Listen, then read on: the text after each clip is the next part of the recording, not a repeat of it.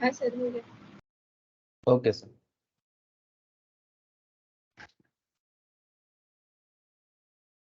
Okay sir.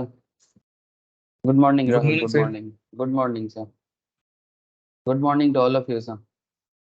अच्छा, तो चलो सर स्टार्ट करते हैं जीएसटी क्लास। हाँ, तो एक्चुअली ये जीएसटी थर्सडे को नहीं हो पाया था, तो इसलिए आज सुबह थोड़ा सा उसको मतलब री ऑन कर लिया गया। अच्छा, तो जीएसटी में हम लोग बात क्या कर रहे हैं सर? बात हो रहा है जीएसटी में चार्ज के बारे में। किसके बारे में? Charge, charge under GST. तो अगर मैं आपको चार्ज के बारे में ऑलरेडी डिस्कस किया था कि चार्ज क्या होता है, सिंपल बात है। जैसे पुलिस जैसे लाठी चार्ज करता है, कुछ वैसा ही है गवर्नमेंट जीएसटी चार्ज करते हैं। हाँ सर, सुनने में थोड़ा फनी लगा होगा, बट कॉन्सेप्ट कुछ ऑलमोस्ट वैसा ही है। जैसे GST charge in the sense कि गवर्नमेंट किसी ना किसी तरह से पब्लिक से जीएसटी लेगा, स्पेशली बिजनेसमैन से, स्पेशली जो गुड्स का या सर्विस का ट्रेड करते हैं उनसे, बिजनेस करता है। तो कहने का मतलब बहुत सिंपल सर कि हम लोग बिजनेस करेंगे और गवर्नमेंट उसके बेसिस में जीएसटी कलेक्ट करेगा। और एक्चुअली गवर्नमेंट का रेवेन्यू का वही सोर्स होता है सर, ये बात समझना पड़ेगा। ये जो जीएसटी का चार्ज का कॉन्सेप्ट है, गवर्नमेंट का रेवेन्यू का सोर्स यही होता है। अगर गवर्नमेंट चार्ज नहीं करेंगे तो फिर वो जीएसटी कलेक्ट कैसे करेंगे, है ना? तो जीएसटी चार्ज को समझने के पहले आपको सप्लाई के बारे में थोड़ा नॉलेज गैदर करना चाहिए कि सप्लाई पहले आइडेंटिफाई होगा, फिर चार्ज को यानी जीएसटी को चार्ज किया जाएगा। और ये जो पर्टिकुलर टॉपिक है चार्ज ऑफ जीएसटी, ये एक्चुअली इसी मैटर पे बात करता है। तो ऑलरेडी मैंने चार्ज के बारे में प्रीवियस लेक्चर्स में आप लोगों के साथ डिस्कशंस किया था ना। Forward charge and backward charge, backward नहीं बोलते यहाँ पर, क्या बोलते हैं सर? एक होता है फॉरवर्ड चार्ज या फॉरवर्ड सप्लाई, और एक होता है रिवर्स चार्ज ना सर। याद आ रहा है कि नहीं आ रहा है, बोलो।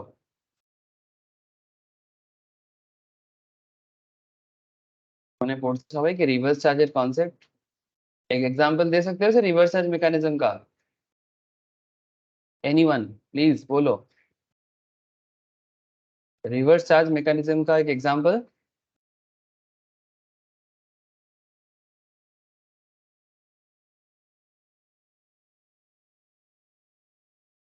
सर इतना जल्दी স্যার जल्दी এটা बोल। ডবল কাউন্ট না তো? हाँ हाँ बोल। सर এটা ডবল কাউন্ट না তো? Double import count? करने पे टाइम पे रिसिपिएंट को तो टैक्स नहीं नहीं, देना डबल पड़ता है। काउंट आयन बोला। ওকে। जैसे जब कोई नॉर्मली रिवर्स चार्ज और फॉरवर्ड चार्ज का बेसिक डिफरेंस मैंने प्रीवियस क्लास में बताया था सर। आप लोग सर इतना जल्दी जल्दी भूल जा रहे हो, नहीं करना चाहिए सर। तो basically very good man. Reverse charge basically जैसे मैंने एक एग्जांपल दिया, ऐसे बहुत सारे एग्जांपल्स हैं। जैसे आयन ने बताया कि सर जब हम लोग कोई गुड्स इंपोर्ट करते हैं या सर्विस इंपोर्ट करते हैं, तो गवर्नमेंट एक्सपोर्टर को फॉरेन मार्केट में जाके ढूंढेगा नहीं, है ना? से फॉर एग्जांपल अगर आप इंडिया के बाहर किसी दूसरे कंट्री से कोई प्रोडक्ट इंपोर्ट कर रहे हो और उसमें जो जीएसटी रेट लगता है, तो गवर्नमेंट वो जीएसटी कलेक्शन सप्लायर से नहीं करेगा, क्योंकि सप्लायर तो फॉरेनर है और वो इंडिया में रजिस्टर भी नहीं है। सप्लायर फॉरेनर है और वो इंडिया में रजिस्टर भी नहीं है, तो फिर गवर्नमेंट को जीएसटी चाहिए तो गवर्नमेंट किसके पास जाएगा? तो सिंपल कॉन्सेप्ट है कि गवर्नमेंट रिसिपेंट के पास जाएगा, जो नॉर्मल जीएसटी चार्ज का ऑपोजिट हो गया। नॉर्मली क्या होता है, जीएसटी चार्ज सप्लायर के ऊपर बेस करके होता है कि सप्लायर सप्लाई करता है, जीएसटी रिसिपेंट से कलेक्ट करता है और गवर्नमेंट के घर में सबमिट करता है ना, रिटर्न फाइल करता है। मैं आप लोगों को चार्ज का सिंपल एक नोट्स था वो दे दिया था सर, रिवर्स चार्ज का ये वाला नोट्स दिया सबको? अगर नहीं दिया ना तो जरूर मुझे से थोड़ा कलेक्ट कर लेना सर।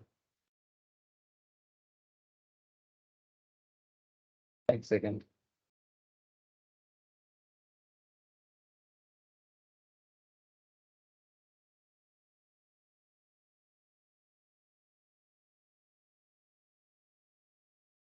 ठीक है, ये वाला मैं लास्ट दिन बताया था आप लोगों को कि सर किस तरह से रिवर्स चार्ज होता है, ऑलरेडी पढ़ा दिया मैंने, what is reverse charge mechanism. अगर नोट्स नहीं मिला तो प्लीज मेरे से कलेक्ट कर लेना, यहाँ पर मैं सेक्शन वाइज भी बात किया था आप लोगों से। अच्छा ठीक है सर, मैं और रिपीट नहीं करूंगा, आगे भी तो बढ़ना है, मूव ऑन भी करना पड़ेगा सर, बहुत कुछ बताना पड़ता है। तो रिवर्स चार्ज का आइडिया आई थिंक सबको मिल गया है, आई थिंक नहीं, मैंने तो करवाया, अगर आप लोग बाई चांस क्लास मिस किए हो तो फिर रिवाइज कर लो या एक बार देख लो ना सर। आज का जो मेन टॉपिक है that is goods transport agency under GST. कौन होते हैं ये लोग? गुड्स ट्रांसपोर्ट एजेंसी,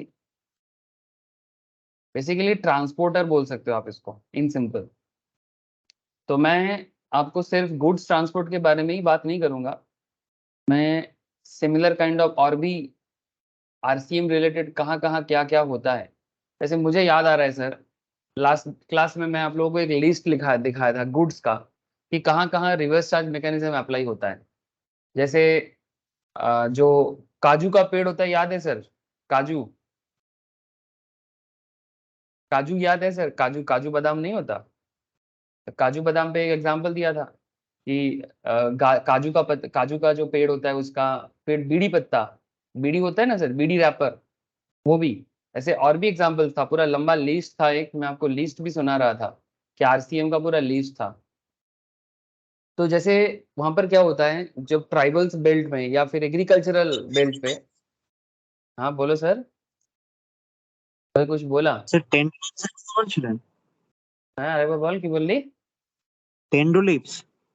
हाँ टेंडुलिप्स, ठीक है, टेंडुलिप्स, फिर आपका काजू का जो है, ये सब एग्जांपल दिया था ना, जहाँ आरसीएम लगता है। जो सप्लायर होते हैं गवर्नमेंट उससे टैक्स कलेक्ट नहीं करता है, बल्कि जो रिसीव करता है गवर्नमेंट उनसे टैक्स कलेक्ट करता है, जो नॉर्मल सिनारियो से अलग होता है ना, नॉर्मल सिनारियो से अलग होता है, इसीलिए नाम दिया गया है रिवर्स चार्ज मैकेनिज्म।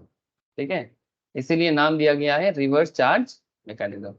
तो रिवर्स चार्ज मैकेनिज्म इसी कॉन्सेप्ट से डेवलप हुआ है सर, कि जहां पर नॉर्मल लेवल में जो सप्लायर होते हैं उसको जीएसटी रेसिपिएंट से कलेक्ट करके गवर्नमेंट के घर में सबमिट करना होता है।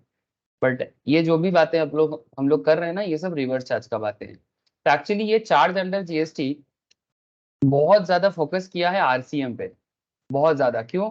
क्योंकि नॉर्मली देखो, फॉरवर्ड चार्ज तो समझ में आ ही जाता है, जहां सप्लाई आइडेंटिफाई हो जाएगा, एक बार सप्लाई आइडेंटिफाई हो जाएगा तो ऑटोमेटिकली हम लोग आगे जाके जीएसटी रेट के हिसाब से रेट चार्ज करके सप्लायर क्या करेगा, होलसेलर रिटेलर से, रिटेलर कंज्यूमर से कलेक्ट करेगा, है ना। क्या करते हैं, मैन्युफैक्चरर होलसेलर को बेचता है, होलसेलर रिटेलर को बेचता है, रिटेलर कंज्यूमर को बेचता है। और यहाँ पर किस तरह से जीएसटी कलेक्शन होता है, गवर्नमेंट को कितना मिलता है, आईटीसी कितना कलेक्ट हो सकता है, इसका भी कैलकुलेशन हो चुका है सर। आप लोग भूल जा रहे हो सर, बहुत ज्यादा भूल रहे हो, ठीक है। तो आज का जो डिस्कशन है ना, जैसे कि यहाँ पर मैं आपको थोड़ा सा सेक्शन का बात करता हूँ। जैसे यहाँ पर कुछ बोला है सर, ये देखो,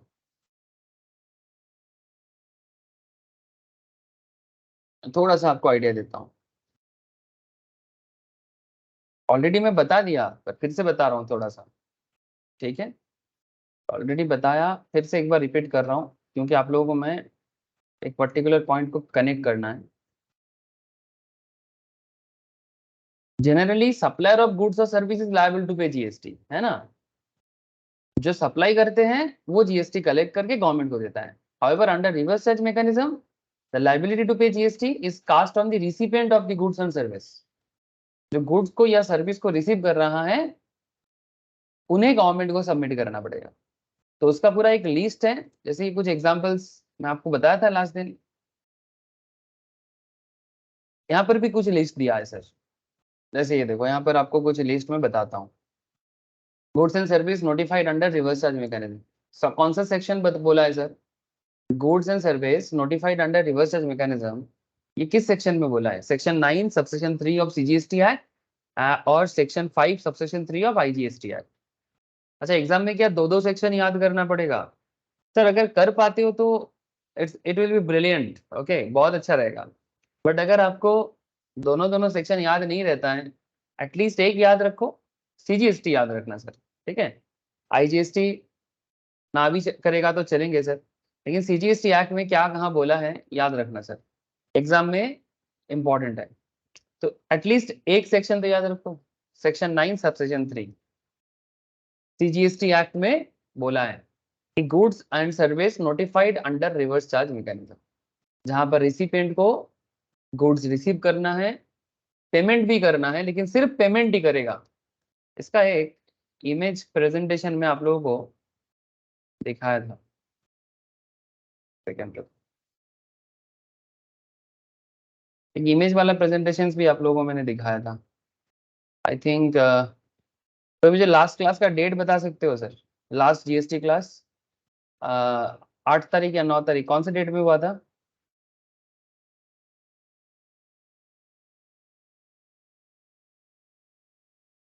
हाँ ये वाला दिखाई दे रहा है सर? मिल गया मुझे, छोड़ो sir.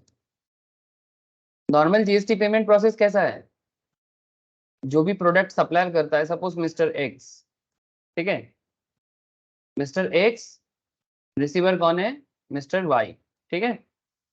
Mister X mister Y को गुड्स या सर्विस सप्लाई कर रहा है, से फॉर एग्जांपल 1 लाख का गुड्स है, प्राइस, ठीक है, माने वैल्यू 1 लाख का गुड्स है जिसमें मानो 18% जीएसटी है। अब सप्लायर 1 लाख का गुड्स वाई को देगा, वाई क्या करेगा? उसको रिसीव करेगा, तो बदले में रिसीवर क्या करेगा? 1 लाख इसको पे करेगा, है ना, प्राइस ऑफ गुड्स 1 लाख पे करेगा। अच्छा 1 लाख के साथ साथ जीएसटी भी पे करेगा? हेलो, हम लोग भी करते हैं ना सर, जब भी कोई प्रोडक्ट परचेस करते हैं, प्रोडक्ट का दाम भी देते हैं और साथ में जीएसटी भी देते हैं।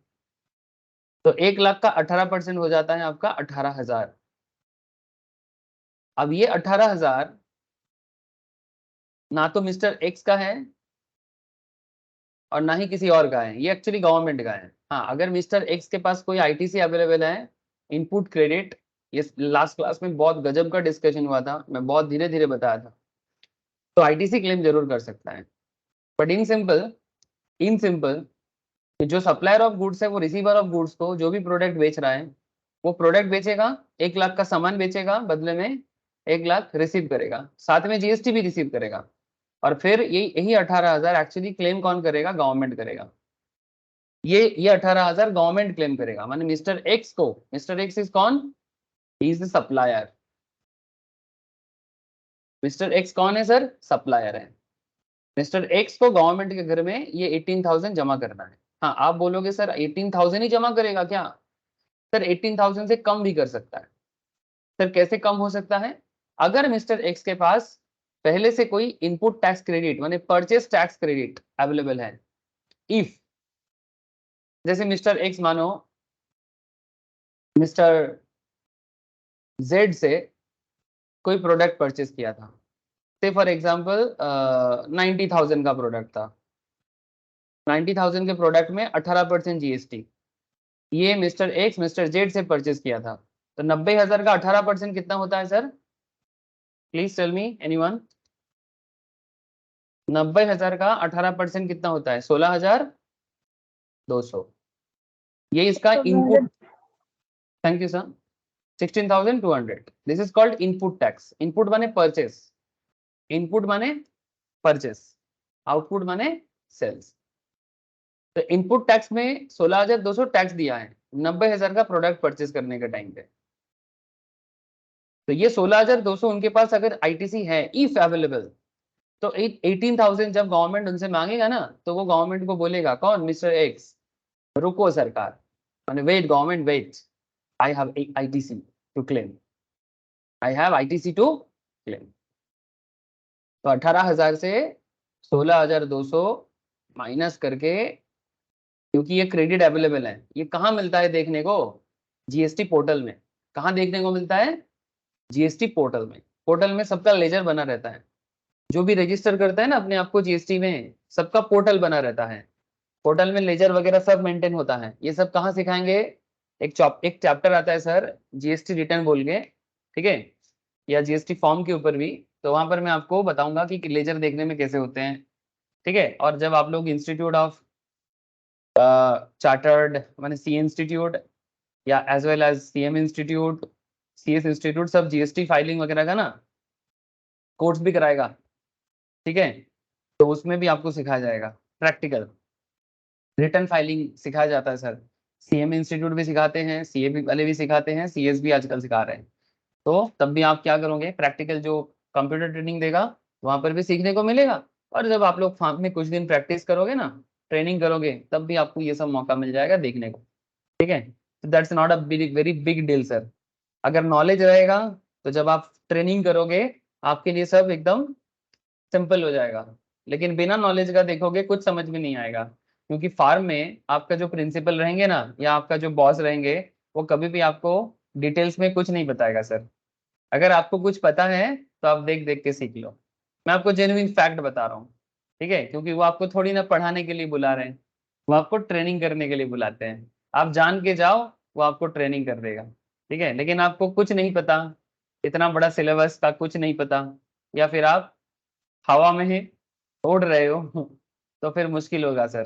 तो फार्म में आना जाना ही चलेगा, लेकिन मुश्किल हो जाएगा सर। आधा अधूरा नॉलेज बहुत खतरनाक हो जाता है। तो कोशिश करो सर डिटेल्स में जानो, ठीक है। आप बिलीव नहीं करोगे, ये टैक्स वगैरह में हमेशा आप लोगों को अपडेट रहना पड़ता है। एक चार्टर्ड अकाउंटेंट को, एक कंपनी सेक्रेटरी को, एक कॉस्ट अकाउंटेंट को, ऑलवेज ऑलवेज सीएसईएम में बहुत ज्यादा काम करते हैं जीएसटी का, तो ऑलवेज अपडेट रहना पड़ता है। आजकल सीएस भी कर रहा है, जिसका नॉलेज होने से ही कर पाएगा, कोई दिक्कत नहीं है। अच्छा, तो मैं ये नॉर्मल पेमेंट प्रोसेस है सर, ये नॉर्मल पेमेंट प्रोसेस है। बट रिवर्स चार्ज में उल्टा होता है। सप्लायर गुड्स या सर्विस सप्लाई करेगा, अगर 1 लाख का प्रोडक्ट है तो 1 लाख का प्रोडक्ट सप्लाई करेगा, बदले में रिसीवर 1 लाख पेमेंट भी कर देगा, किसको, सप्लायर को। लेकिन इस बार खेल क्या है, इसमें जीएसटी रेट 18% मान के चल रहा हूँ, तो 1 लाख का 18% जो जीएसटी अमाउंट है, वो suppose mister X and mister Y again, mister X and mister Y again okay transaction कर रहे हैं, पर मानो ये मिस्टर एक्स जो है ये फॉरेन में है। अब गवर्नमेंट थोड़ी ना फॉरेन में मिस्टर एक्स को ढूंढने जाएगा कि कौन है सप्लायर, आगे आओ, कौन है सप्लायर, आगे आओ, हमारे गवर्नमेंट को जीएसटी पे करो, क्योंकि जीएसटी में तो सिर्फ गवर्नमेंट का हक है, किसी दूसरे का या तीसरे का राइट नहीं होता है, ठीक है। जीएसटी किसका है, सरकार का है। लेकिन गवर्नमेंट क्या सप्लायर को फॉरेन में ढूंढने जाएगा कि भाई यूरोप से एक्सपोर्ट किया, सॉरी यूरोप से इंपोर्ट किया, कि मैंने मिस्टर वाई यूरोप से प्रोडक्ट मंगवाया, कि अमेरिका से, कि बांग्लादेश से, कि पाकिस्तान से। हाँ, पाकिस्तान से होगा क्या पता नहीं सर, ठीक है, अभी तो झगड़ा बहुत ज्यादा है। चाइना से, चाइना के साथ झगड़ा है पर बिजनेस चलता है, करोड़ों का बिजनेस चलता है sir. I hope you understand. तो इस केस में क्या होगा, मिस्टर वाई जो रिसिपिएंट है, जो इंडिया में है, जो गवर्नमेंट के पास रजिस्टर है, उन्हें गवर्नमेंट के लिए टैक्स कलेक्ट भी करना है। मैंने एक्चुअली क्या है, कलेक्ट तो करना नहीं है, यहाँ पर एक चीज समझना होगा। एक्चुअली ये 1 लाख का 18% जो जीएसटी है, ये जीएसटी मिस्टर वाई अपने पॉकेट से देता है, जिसे मिस्टर एक्स कलेक्ट करता है नॉर्मल प्रोसेस में और गवर्नमेंट को देता है। बट इस बार क्या होगा, मिस्टर वाई प्रोडक्ट का दाम तो देगा, पर जीएसटी का 18,000 मिस्टर वाई एक्स को नहीं देगा, डायरेक्ट गवर्नमेंट को देगा, डायरेक्टली गवर्नमेंट को देगा। बस इतना सा फर्क है, जो नॉर्मल प्रोसेस से डिफरेंट है, इसीलिए इसका नाम है रिवर्स चार्ज, ठीक है। अब ये लास्ट क्लास को मैं रिपीट ही कर दिया एक तरह का, ठीक है। सर क्यों इतना रिपीट करते रहते हो, आप लोग भूल जाते हो तो क्या करें sir. Supplies of goods taxable under reverse charge, इसमें कुछ गुड्स का नाम दिया है, supply of goods where tax is payable by the recipient, जैसे कि कैश्यू नट्स, माने काजू, बहुत पसंद करते हैं लोग काजू बादाम खाने को, बट कौन सा काजू, सॉल्टेड वाला, अरे नहीं, नॉट शेल्ड और पील्ड, नॉट शेल्ड और पील्ड। बीड़ी रेपर, बीड़ी माने वही तेंदुल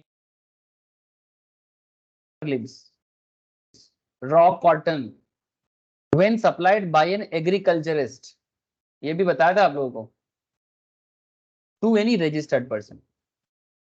जब कोई एग्रीकल्चरिस्ट माने जो खेती करता है, एग्रीकल्चरिस्ट माने जो खेती कर रहा है, बंगाली में बोले तो चासी, ठीक है सर, कितना सुंदर लग गया ना, अंग्रेजी में बोलो तो स्टेटस आ गया, बंगाली में बोलो तो चासी, मतलब कोई ऐसे लग रहा है कितना कितना छोटा सा बात कर दिया, चासी, चासी भी खुद वे बोलता है मैं तो चासी हूँ, अरे भाई चासी चास नहीं करेगा, यानी खेती करने वाले लोग खेती नहीं करेगा, हम लोग ये जो मतलब सिटी में रहते हैं या टाउन में रहते हैं, मुंबई दिल्ली कोलकाता में बैठ के क्या खाएंगे, इसलिए वो हमारे एक बहुत ही पॉपुलर एक प्राइम मिनिस्टर थे जिनके बारे में हम लोगों को ज्यादा पढ़ाया नहीं गया सर, लाल बहादुर शास्त्री, ठीक है,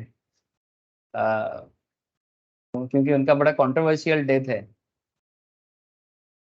कांग्रेस जमाने में थे, नेहरू के बाद। लाल बहादुर शास्त्री जी एक नारा लगाए थे सर, जय जवान जय किसान, ठीक है, अगर देश को आगे बढ़ना है तो जवान माने जिस देश को जो बॉर्डर में जो सीमा को सेवा देता है और जो किसान फसल उगाते हैं, इनसे बड़ा काम और कौन करता है, एक सुरक्षा देते हैं, खाना देते हैं, और क्या चाहिए सर, इसीलिए उन्होंने नारा लगाया था जय जवान जय किसान। जब भी हो यहाँ पर एग्रीकल्चरिस्ट जो है ये गांव में खेती करता है, ट्राइबल बेल्ट में खेती करता है, जब ये किसी रजिस्टर्ड पर्सन को cashew nut, bidi wrapper, tobacco leaves, raw cotton supply करेगा ना, तो एग्रीकल्चरिस्ट को जीएसटी के लिए नहीं पकड़ा जाएगा, उल्टा रजिस्टर्ड पर्सन जो देश के अंदर है, ऐसे सभी ये भी देश के अंदर है, बट रजिस्टर्ड पर्सन जो जीएसटी में ऑलरेडी रजिस्टर्ड है उनको बोलेंगे कि भाई जीएसटी दो, ठीक है। सप्लाई ऑफ लॉटरी, जब स्टेट गवर्नमेंट, यूनियन टेरिटरी और लोकल अथॉरिटी लॉटरी का टिकट सप्लाई करता है, किसको, जो लॉटरी डिस्ट्रीब्यूटर, जैसे गवर्नमेंट नॉर्मली डिस्ट्रीब्यूटर होता है सर लॉटरी टिकट का, हाँ सर, लॉटरी से गवर्नमेंट को बहुत पैसा मिलता है, स्टेट गवर्नमेंट को specially.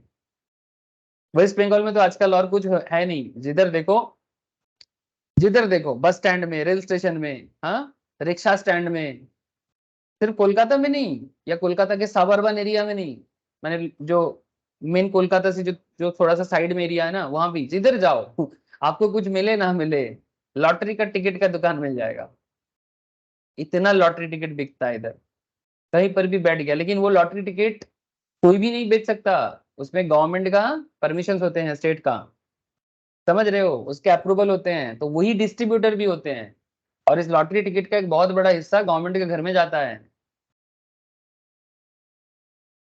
State government, union territory और any local authority to lottery distributor और सेलिंग एजेंट, ऐसे केस में जो रिसिपिएंट है, ठीक है, उसे देना पड़ता है सर, गवर्नमेंट थोड़ी ना देगा, जो रिसिपेंट है उसको देना पड़ेगा। सिल्क यार्न, इसके बारे में मैं बोला था, आसाम सिल्क वगैरह के बारे में, ठीक है, तो चलो ये सब याद आ गया थोड़ा सा आप लोगों को।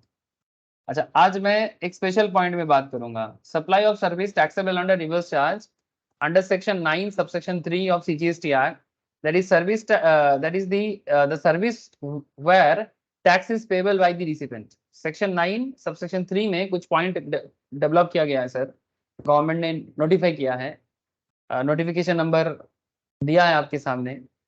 As amended has notified the following categories of supply of service wherein whole of the tax shall be paid on reverse charge basis by the recipient of service।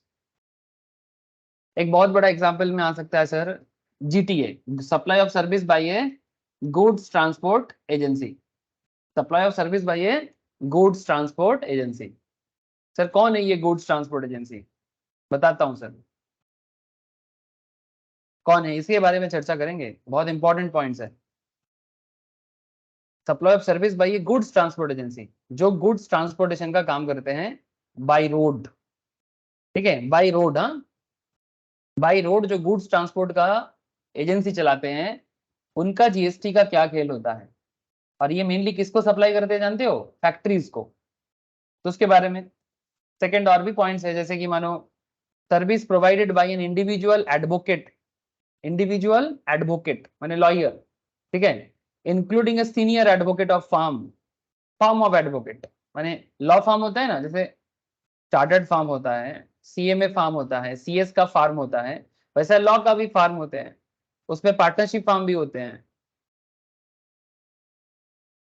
तो एक लॉ फार्म के अंदर जो सीनियर एडवोकेट होते हैं, senior advocate farm की तरफ से सर्विस प्रोवाइड करते हैं, अपना कंसल्टेंसी देते हैं। लॉयर का काम क्या है? Lawyer, chartered accountant, company secretary, cost accountant, ये फार्म बना के क्या करता है? कंसल्टिंग करता है, लीगल सर्विस। ठीक है, तो यहाँ पर एक लॉ फार्म का बात किया।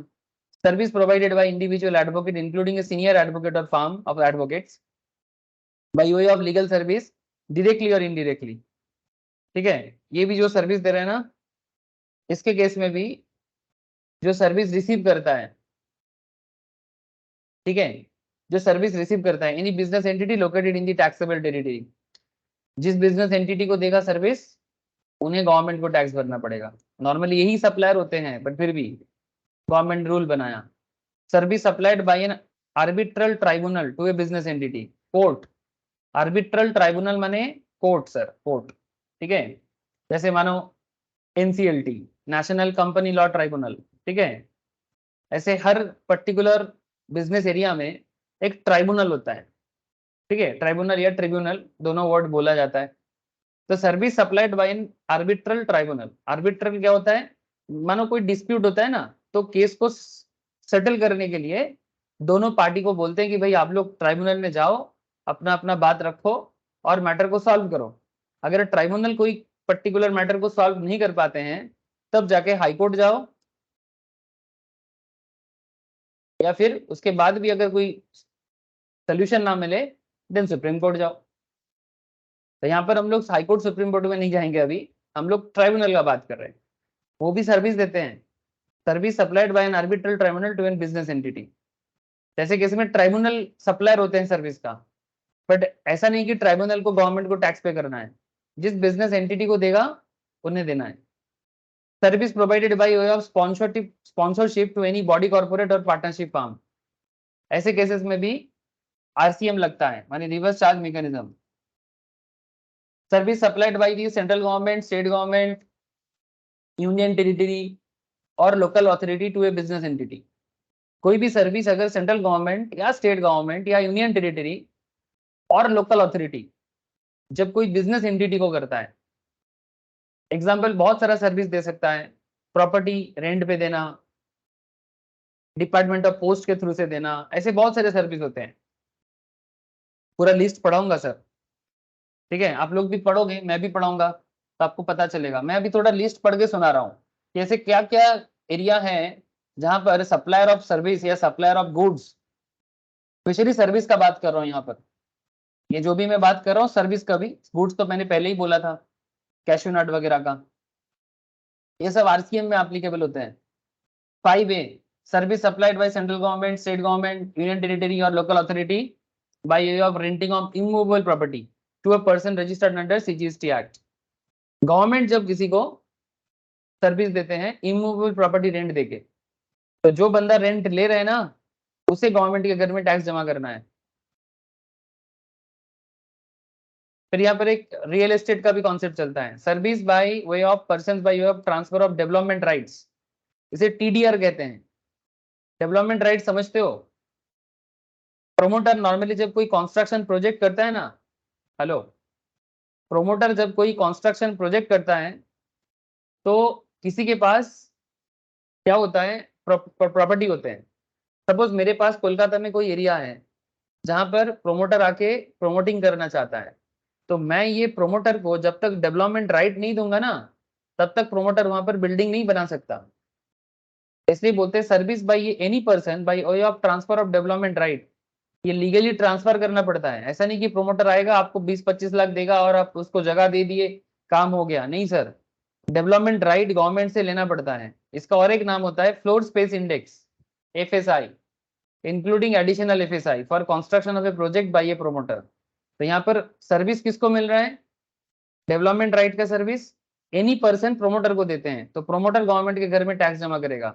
ये टीडीआर का अमाउंट कुछ कम नहीं होता है सर। जो लोग कोलकाता से बिलोंग करते हो या कोई भी बिग सिटी से बिलोंग करते हो, कोलकाता हो, मुंबई हो, जहाँ रियल एस्टेट प्रोजेक्ट चलता है, बैंगलोर है ना, बड़े बड़े प्रोजेक्ट चलते हैं। आपके घर के अगल बगल में थोड़ा सा आंख कान खुला रखो, थोड़ा अपना आईज ओपन रखो। आईज ओपन माने, अरे जो आंखों से हम देखते हैं सिर्फ वही आंख आंख नहीं होता, कुछ तीसरी आंख भी होते हैं जैसे बोलते हैं ना, ऐसे सावन का महीना है, शिव जी का तीसरा आंख समझते हो चलो मैं शिव जी का तीसरा आंख का बात नहीं कर पाऊंगा।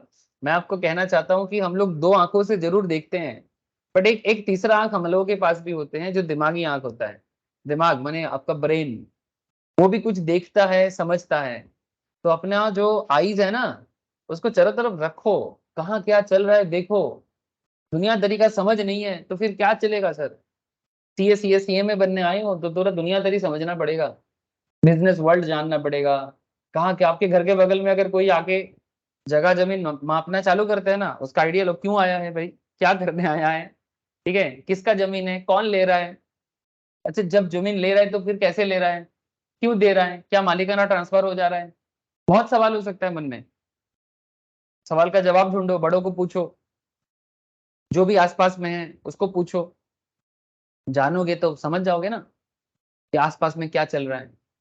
फिर इसका भी जीएसटी का रोल लें तो यहाँ पर वही बात कर रहे हैं सर, 5B, ये सब सर्विस है। Long term lease of land, कोई प्रोमोटर अगर कोई लैंड को लॉन्ग टर्म लीज पे ले रहा है ना किसी से भी, 30 साल से ज्यादा टाइम के लिए, तो भी ये सब काउंट होता है।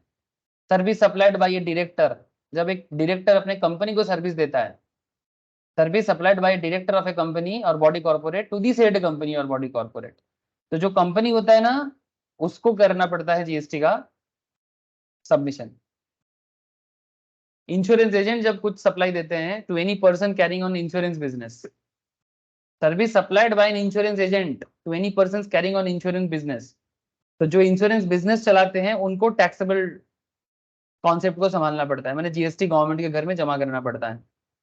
Service supplied bye recovery agent, recovery agent माने जो बैंकिंग सिस्टम में होते हैं।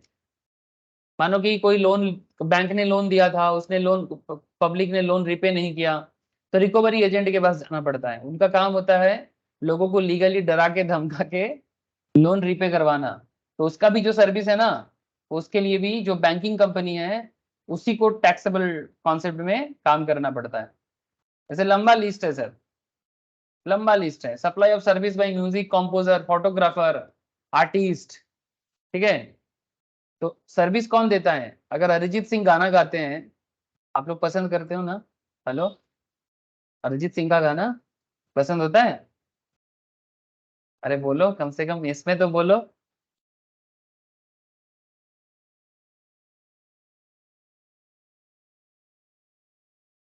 कुछ तो कहो, चुप ना रहो सर। अरिजीत सिंह का गाना सुनते हैं कि नहीं सुनते आप लोग। है सर। हाँ सर, पसंद आता है ना सर, बिल्कुल पसंद होना चाहिए। मैं भी सुनता हूँ, मुझे भी अच्छा लगता है, ठीक है। एक अलग ही दर्द होता है उनकी म्यूजिक पे। तो जब एक सिंगर सिंगिंग करता है, वो भी अपना सर्विस दे रहा है, किसको दे रहा है, म्यूजिक कंपनी को दे रहा है, या फिर जो म्यूजिक प्रोड्यूसर्स हैं उनको दे रहा है। तो यहाँ पर जो जीएसटी का खेल होगा ना, वो म्यूजिक कंपनी गवर्नमेंट के घर में जमा करेगा। म्यूजिक कंपनी अरिजीत सिंह को पे कर देगा, जो भी म्यूजिक अरिजीत सिंह का चार्जेस आएगा, ठीक है। बाकी जो भी उसका जीएसटी होगा वो म्यूजिक कंपनी पेमेंट करने के टाइम पे अपने पास रख लेगा और सरकार के घर में जमा कर देगा। तो डिफरेंट केसेस में डिफरेंट सिचुएशंस देखने को मिलता है। ऐसा नहीं कि अरिजीत सिंह बाद में जीएसटी जमा करेगा, नहीं सर। म्यूजिक कंपनी जैसे कि टी सीरीज, जी म्यूजिक, ऐसे होता है ना बड़े बड़े कंपनी, सोनी म्यूजिक, इनका काम रहेगा गवर्नमेंट के घर में जीएसटी देना। समझ रहे हो उसे, आपको ये सब चीजें जानना है, समझना है कि कहना कि ये सब आरसीएम है, ये सब आरसीएम है, रिवर्स चार्ज मैकेनिज्म होता है। Supplier of service by an author, जब एक ऑथर अपना किताब लिखने का सर्विस देता है, किसको देता है, पब्लिशर को देता है, जो बुक छापता है। जैसे पेंगुइन, नाम सुने हो, ऑक्सफोर्ड, ऑक्सफोर्ड डिक्शनरी वाले, या ऑक्सफोर्ड पब्लिशर्स एक्चुअली। पेंगुइन तो बहुत फेमस है, फिर आपका बहुत सारे और भी फेमस है, एस चांद इंडिया में one of the popular company है। एस चांद का किताब बहुत पॉपुलर होते हैं, बड़े बड़े पब्लिशर है, शेयर मार्केट में लिस्टेड एस चांद। ठीक है, और भी आप लोग जानते होंगे, आपका कोई भी किताब है ना, ठीक है, किताब का देख लो पब्लिशर कौन है। तो जब सर्विस बाय एन ऑथर, तो ऑथर जब अपना सर्विस देता है तो पब्लिशर को टैक्स का हिसाब रखना पड़ेगा, गवर्नमेंट को देना पड़ेगा। हाँ, लेकिन है यहाँ पर ऑप्शन दिया है कि एक ऑथर चाहे तो टैक्स फॉरवर्ड चार्ज कर सकते हैं, ऑप्शन दिया है। However, an author can choose to pay tax under forward charge if certain condition is there. आगे बताएंगे सर आपको, लिस्ट खत्म ही नहीं हो रहा है। अरे बाबा, चलो और दो चार नाम है, पढ़ लेते एक बार, ठीक है 15-16 तक जाएंगे। एक बार क्या है ना, कानों में सुन लेते हैं ना तो सबकॉन्शियस माइंड में फिट हो जाते हैं सर, है ना। कोई भी बात एक बार कानों में सुन लेते हैं तो सबकॉन्शियस माइंड में फिट होते हैं। तो जब जरूरत पड़ता है ना, सबकॉन्शियस माइंड कॉन्शियस माइंड को बोलते हैं। जैसे कि आप लोग कंप्यूटर में कितना सारा चीज सेव करके रखते हो, लेकिन जरूरत पड़ने से कंप्यूटर में सर्च करने से वो निकाल के देते हैं। हमारा ब्रेन भी वैसा ही काम करता है, हम लोग बहुत सारा चीज इसमें सेव करके रख पाते हैं सर, और जब जरूरत होता है सर्च करने से सामने निकल आता है। और वो कॉन्सेप्ट और कुछ भी नहीं, कॉन्शियस माइंड और सबकॉन्शियस माइंड का मैकेनिकल इंजीनियरिंग है, ठीक है। ओके सर, आप डॉक्टर हो, इतना सारा बात कर रहे हो सर, मेरे को तो पता ही नहीं है डॉक्टरी क्या होता है। अच्छा, supply of service by the member of overseeing committee to Reserve Bank of India.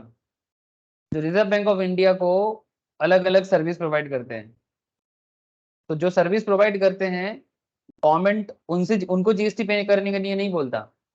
जो रिसीवर है आरबीआई, आरबीआई को गवर्नमेंट को जीएसटी पे करना पड़ेगा अगर कुछ भी ऐसा सर्विस है जो जीएसटी मैंने जो सप्लाई में काउंट होगा।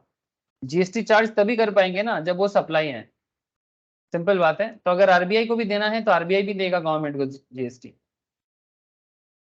Service supplied by individual direct selling agent, individual direct selling agent DSA बोलते हैं। जानते हो कौन होते हैं? ये नॉर्मली बैंक के लिए काम करते हैं।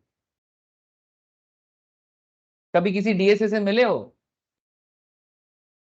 हाँ सर, चलो कोई बात नहीं। क्या होता है, अगर किसी को लोन का जरूरत पड़ता है, ठीक है, अगर किसी लोन वगैरह का जरूरत पड़ता है तो बैंक के लिए जो बैंक होते हैं एनबीएफसी होते हैं, एनबीएफसी माने नॉन बैंकिंग फाइनेंशियल कंपनीज, या बैंक, सपोज आपको स्टेट बैंक के से लोन चाहिए बट बैंक आपका बात नहीं सुन रहा है, ठीक है, और बैंक में लोग इतना टाइम नहीं दे पा रहे हैं, तो आप डीएसए के थ्रू से जाओ।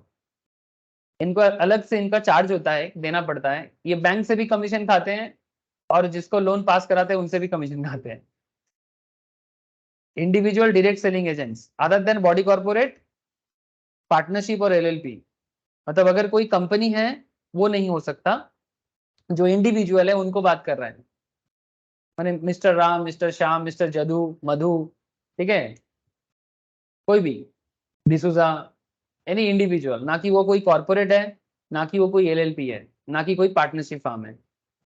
तो किसको सर्विस देता है? बैंक को और नॉन बैंकिंग फाइनेंशियल कंपनीज को। बेसिकली बैंक को चाहिए होता है ना एक अच्छा लोन कस्टमर चाहिए होता है। बैंक का सबसे बड़ा बिजनेस यही है सर, पब्लिक को लोन देना और उससे इंटरेस्ट में पैसा खाना। आपको 50 लाख का लोन चाहिए, 25 लाख का लोन चाहिए, बैंक आपको लोन देगा 9% के रेट में, 10% के रेट में, 8% के रेट में, जो भी मार्केट में ट्रेंड चलता है उसके ऊपर। उसका भी हिसाब है, रेपो रेट का कॉन्सेप्ट चलता है। अब मैं आपको वो सब थोड़ी बताने बैठूंगा, वो इकोनॉमिक्स में बोलूंगा या फाइनेंस के क्लास में बोलूंगा। माय क्वेश्चन इज दैट कि बैंक डायरेक्ट जब कस्टमर जुगाड़ नहीं कर पाते तो डीएसए का हेल्प लेता है। डीएसए क्या करता है? मार्केट से अच्छा कस्टमर, प्रोबेबल कस्टमर ढूंढ लेता है। मजा का बात यह है सर, कस्टमर को जब लोन चाहिए होता है ना, वो डायरेक्ट बैंक में जाएगा, बैंक पास नहीं करेगा। क्या पता नहीं क्या प्रॉब्लम है उनको, मुझे तो समझ में नहीं आता है। या तो वो समय नहीं दे पाता है या फिर कस्टमर का मतलब जो क्रेडिट वर्दीनेस है वो फाइंड आउट नहीं कर पाते, बट डीएसए कर लेता है कॉम्पेरेटिवली। अच्छा काम करते हैं डीएसए को, ये एक बहुत ही अच्छा बिजनेस आइडिया है सर। लोगों का लोन पास कराओ, लोगों से कमीशन खाओ और बैंक से भी लो। तो ये डीएसए वाले काम जो होते हैं ना, ये जो डीएसए वाला काम होता है, ये एक्चुअली डीएसए बैंक को सर्विस दे रहा है। तो यहाँ पर बैंक ही है जो रेसिपेंट है, उसी को अगर कोई भी टैक्स अमाउंट होगा उसी को गवर्नमेंट को जमा करना पड़ेगा। सर कितना सारा मैटर है। अरे हाँ सर, वही तो मैं बोल रहा हूँ कि कितना सारा मैटर है, इसीलिए तो बोल रहा हूँ सर। अपना आंख कान खुलो, देखो जानो समझो। ऐसा नहीं कि सिर्फ रास्ते में निकल के रेस्टोरेंट ही नजर आता है। हाँ सर, खाने का दुकान वो भी नजर आने में कोई प्रॉब्लम नहीं है, बट और भी चीजें हैं। अच्छा, आप घर पे बैठ के भी अपनी गूगल के थ्रू से भी सर्च कर सकते हो। जो भी मैं पढ़ाता रहता हूँ ना, उसके बेसिस में आप सर्च करो, समय दो। बट नहीं, आप लोग तो घर पे बस यूट्यूब में शॉर्ट्स देखोगे, या फेसबुक में शॉर्ट्स देखोगे, या फिर इंस्टाग्राम में बैठे रहोगे रील्स देखने के लिए। मैं भी खराब नहीं बोलता, वो भी करो, बट आप लोग को पता है ना सर, आप लोग क्या बनना है आपको। इसलिए बोलता हूँ सर, थोड़ा सा मैं डांट नहीं रहा हूँ, सच्चाई बता रहा हूँ सर, कि आप लोग अपना प्रैक्टिकल नॉलेज डेवलप करो। आप मुझे एक चीज बताओ कि अगर किसी को पता है कि डीएसए कौन है, ठीक है, अगर किसी को पता है कि आरबीआई का ओवरसीइंग कमेटी क्या काम करता है, अगर किसी को पता है कि एक ऑथर कैसे किताब छापता है, ठीक है, तो आपको इजी हो जाएगा याद रखना। ये सब आरसीएम कैटेगरी में आता है। इफ यू हैव पर्टिकुलर मतलब if you have knowledge particularly in this kind of segments, अगर आपको पहले से कुछ थोड़ा सा आइडिया है, तो आपको याद करने के लिए बहुत ज्यादा प्रेशर नहीं लेना पड़ेगा। और अगर आप बोलोगे सर हमको कुछ पता ही नहीं है, हम कुछ देखते ही नहीं है, समझते ही नहीं है, तो फिर क्या है ना, प्रेशर हो जाएगा। फिर आप बोलोगे इतना याद रखना पड़ेगा। अरे सर, ये सब याद करने वाला चीज है नहीं, ये सब साइंटिफिक एरिया है, रियल लाइफ में होता रहता है। कितना याद करोगे, जानोगे तो बोला ना, सबकॉन्शियस माइंड और नॉर्मल माइंड का खेल, वो ऑटोमेटिकली याद दिला देगा। तब ना बन पाओगे sir. Service by an agent of business correspondent to business correspondent, security service to registered person. Security service माने वो जो आपका सिक्योरिटी पर्सनल नहीं होता, सिक्योरिटी गार्ड का, हाँ, उसी का। ये सब आरसीएम कैटेगरी में होते हैं, जो सिक्योरिटी सर्विस प्रोवाइड करते हैं किसी पर्टिकुलर रजिस्टर्ड पर्सन को। सिक्योरिटी सर्विस माने आपके पास मानो सिक्योरिटी सर्विस है, आप बहुत सारे एकदम तंदुरुस्त लोगों को अपने पास रखते हो और जहां सिक्योरिटी का जरूरत होता है वहां पर भेजते हो। Security service provided by way of supply of security personnel. Personnel माने ह्यूमन रिसोर्स। ह्यूमन रिसोर्स को पर्सनल कहा जाता है, पर्सनल नहीं, हाँ, personnel. Provided to a registered person. जैसे बॉलीवुड में एक बड़ा फेमस बॉलीवुड एक्टर है, नेगेटिव रोल करता है ज्यादातर। आप लोग नाम सुने हो, रोनित रॉय, नाम सुने हो? बॉलीवुड में नेगेटिव रोल करते हैं, बड़े बड़े, बहुत बड़े बड़े प्रोजेक्ट में काम करते हैं।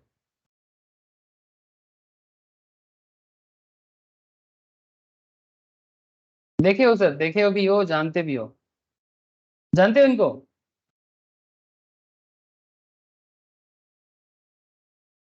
अरे हाँ या ना, जानते हो इनको?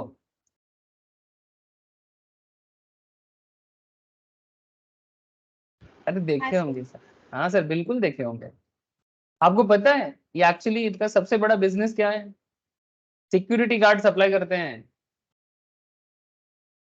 बाउंसर सप्लाई करते हैं, माने बॉडी गार्ड सप्लाई करते हैं। और ये बॉम्बे का बहुत बड़ा बिजनेस चैन है इनका।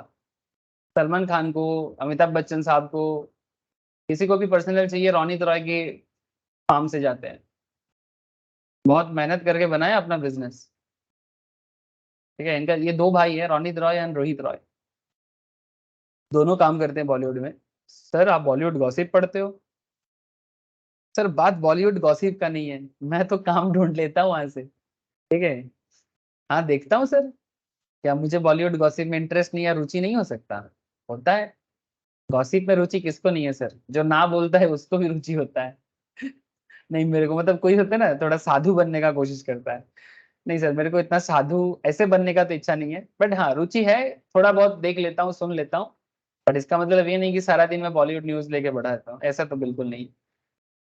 तो मैं देखता हूँ सर, ये जैसे रोनित रॉय का बिजनेस का भी एक आइडिया लगा लिया कि क्या करता है। एक्चुअली ये कोरोना टाइम पे इनको बहुत दिक्कत हुआ था, तो एक आर्टिकल आया था तब मुझे भी पता चला कि किस तरह से बिजनेस सर्वाइव होता है। तो ये सिक्योरिटी पर्सनल देते हैं बॉलीवुड सेलिब्रिटीज को। तो ये सब आरसीएम कैटेगरी का टैक्सेबल है, मानी वो सर्विस देगा, पेमेंट लेगा, है ना, और जो सर्विस रिसीव करेगा उसको गवर्नमेंट को देना है। कॉन्सेप्ट याद रखें कि जितना सारा बात कर रहा हूं मैं सब आरसीएम कैटेगरी में होगा। जो सर्विस रिसीव करेगा वही गवर्नमेंट को टैक्स देगा। यही बात कर रहा हूं, आपको बस लिस्ट पढ़ के सुना रहा हूं। आपको मैं क्या कर रहा हूं, लिस्ट पढ़ के सुना रहा हूं। आपको बस इतना सा मेहनत करता है।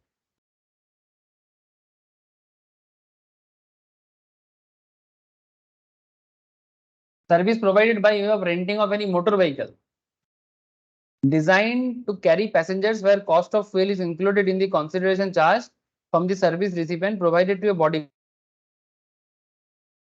समझ रहे हो सर? होता है ना बड़े बड़े कंपनीज को गाड़ी भाड़े पे दिया जाता है, इसका आइडिया है किसी को? कंपनी अपने एम्प्लॉइज के लिए मार्केट से गाड़ी हायर करते हैं, जानते हो? जैसे मानो सेक्टर 5, हेलो, कोलकाता में हमारे आसपास में एक सेक्टर 5 एरिया है, न्यू टाउन है, जहाँ पर बड़े बड़े कॉर्पोरेट ऑफिस है। कॉर्पोरेट ऑफिस में बहुत सारा गाड़ी चलता है कि नहीं चलता? तो वो जो गाड़ी चलता है, क्या कंपनी सारा गाड़ी खरीदता है क्या? क्या कंपनी सब अपने पैसे से परचेस करता है अपने एम्प्लॉय को सर्विस देने के लिए? नो सर, सारा चीज तो नहीं खरीदते हैं। हाँ कभी जरूरत पड़ने से बिल्कुल परचेस कर सकता है, बट ज्यादातर केस में वो क्या करते हैं, रेंटिंग कर लेते हैं, हायर कर लेते हैं। जैसे मानो मार्केट में बहुत सारे लोग हैं जिसके पास मतलब गाड़ी होते हैं सर, कमर्शियल नंबर प्लेट बना लेते हैं और फिर उसको कंपनीज को दे देते हैं। Renting of any motor vehicle, service provided by way of renting of any motor vehicle design to carry passengers. ठीक है, उसमें फोर व्हीलर ही होते हैं नॉर्मली। आजकल थोड़ा सा बड़ा गाड़ी जैसे मानो विंगर, हाँ, फिर ट्रावेरा, हाँ ट्रैवलर होता है ना, एक ट्रैवलर बोलते हैं, क्या बोलते हैं, वो थोड़ा सा छोटा छोटा बस जैसा देखते हैं, ट्रैवलर ही तो बोलते हैं उसको। हाँ सही बोल रहा हूँ क्या मैं?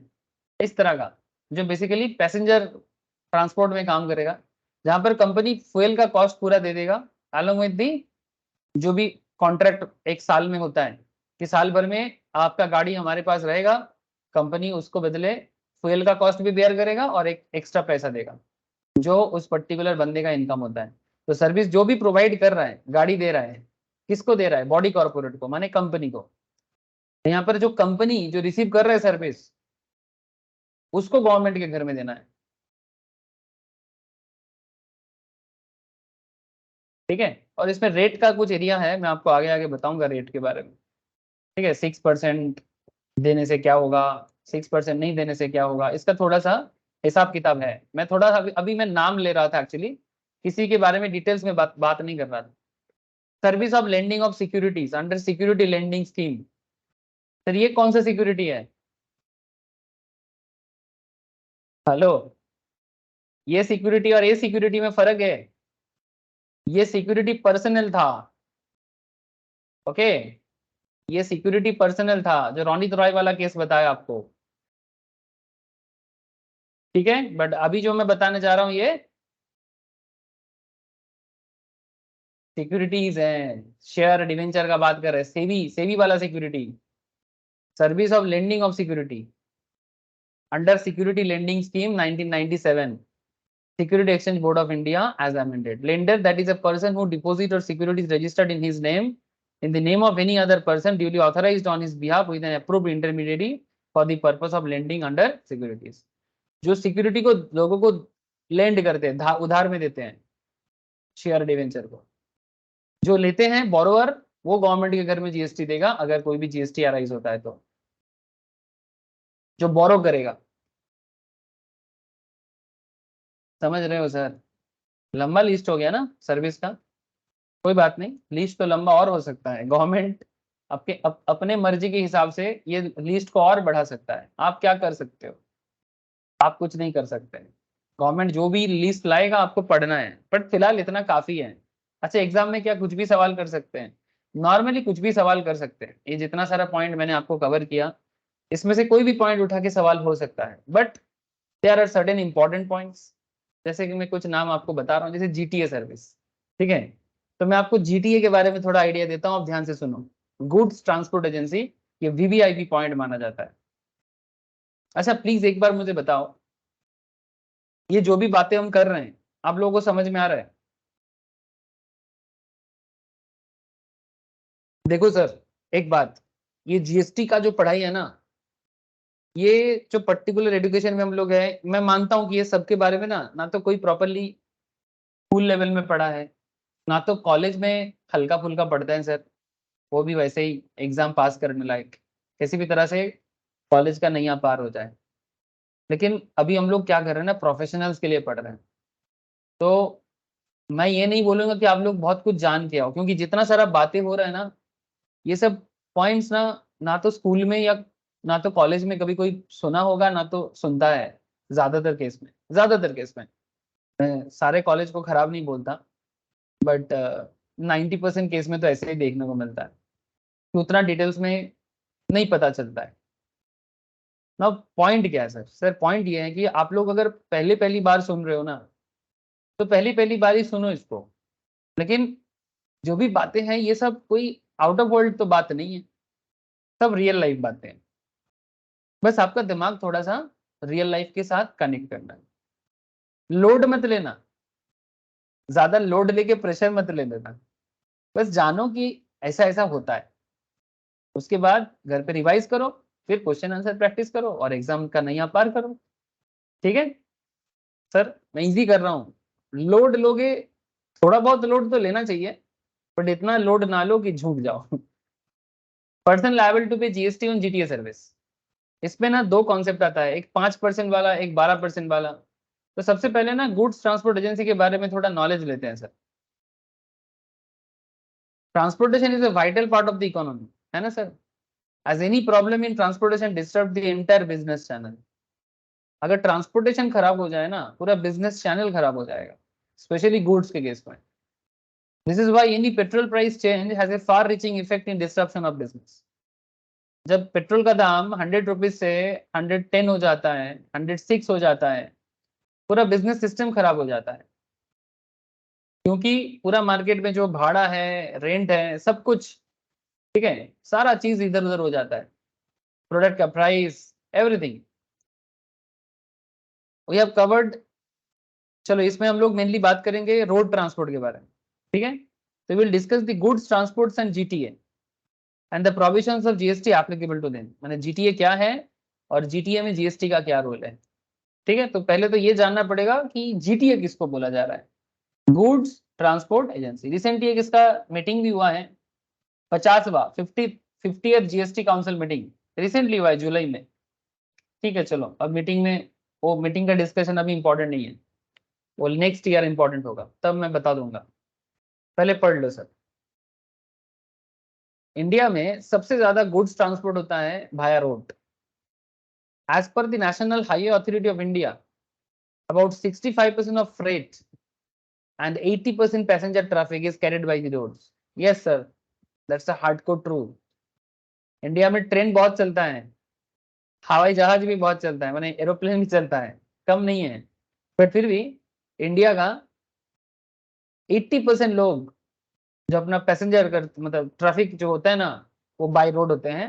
और जो प्रोडक्ट टोटल ट्रांसपोर्टेशन होता है गुड्स का, फ्रेट गुड्स का जो ट्रांसपोर्टेशन होते हैं, उसमें 65% थ्रू रोड होता है sir. So transport of goods by road is done by transporter. जो ट्रांसपोर्ट करते हैं, जैसे अब क्या बताऊं सर, मेरे फैमिली में मेरा पापा, मेरा चाचा, यही सब बिजनेस करते हैं ट्रांसपोर्टिंग का। तो transportation of goods by road is done by transporter, ठीक है? अब इसको ट्रांसपोर्टर कह लो, या कुरियर एजेंसी कह लो। क्या कह लो सर? Courier agency. ये जो पर्टिकुलर डिस्कशन है ये पूरा जीटीए पे फोकस किया है। अच्छा, service of transportation of goods is exempt under GST, ये क्वेश्चन है। Service of transportation of goods is exempt under GST, तो जवाब आता है कि by road except the service of GTA. By road में एग्जेम्प्ट होते हैं but except the service of GTA, courier agency and inland waterways. Therefore, the service of transportation of goods by road continues to be exempt even under GST regime, and GST is applicable only on GTA. GST लगता है GTA के ऊपर, but कैसे? इसके बारे में आपको थोड़ा सा GTA के बारे में जानना होगा। तो पहले जानो GTA कौन है। इसके बारे में 2017 में जब GST आया था तो एक नोटिफिकेशन दिया था गवर्नमेंट ने, 2017 28 जून को। सर डेट याद रखना इतना मैंडेटरी नहीं है, बट सेक्शन जहां आएगा वो याद रखना जरूरी होता है। गुड्स ट्रांसपोर्ट एजेंसी और GTA means any person who provide service in relation to transport of goods by road and issues consignment note. consignment note माने चालान होता है सर। मैंने कंसाइनमेंट में किसका माल कहाँ जा रहा है ये सारा डिटेल्स होते हैं। आप चाहो तो कंसाइनमेंट नोट गूगल करके देख सकते हो।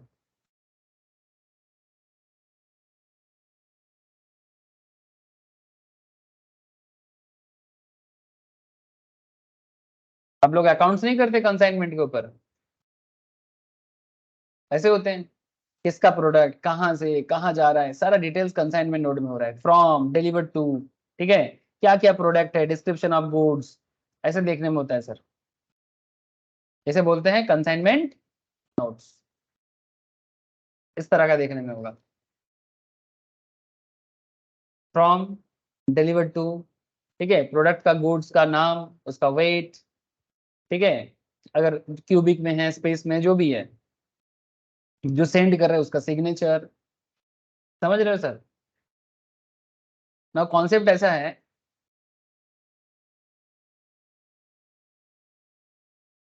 तो जीटीए कौन हो गया?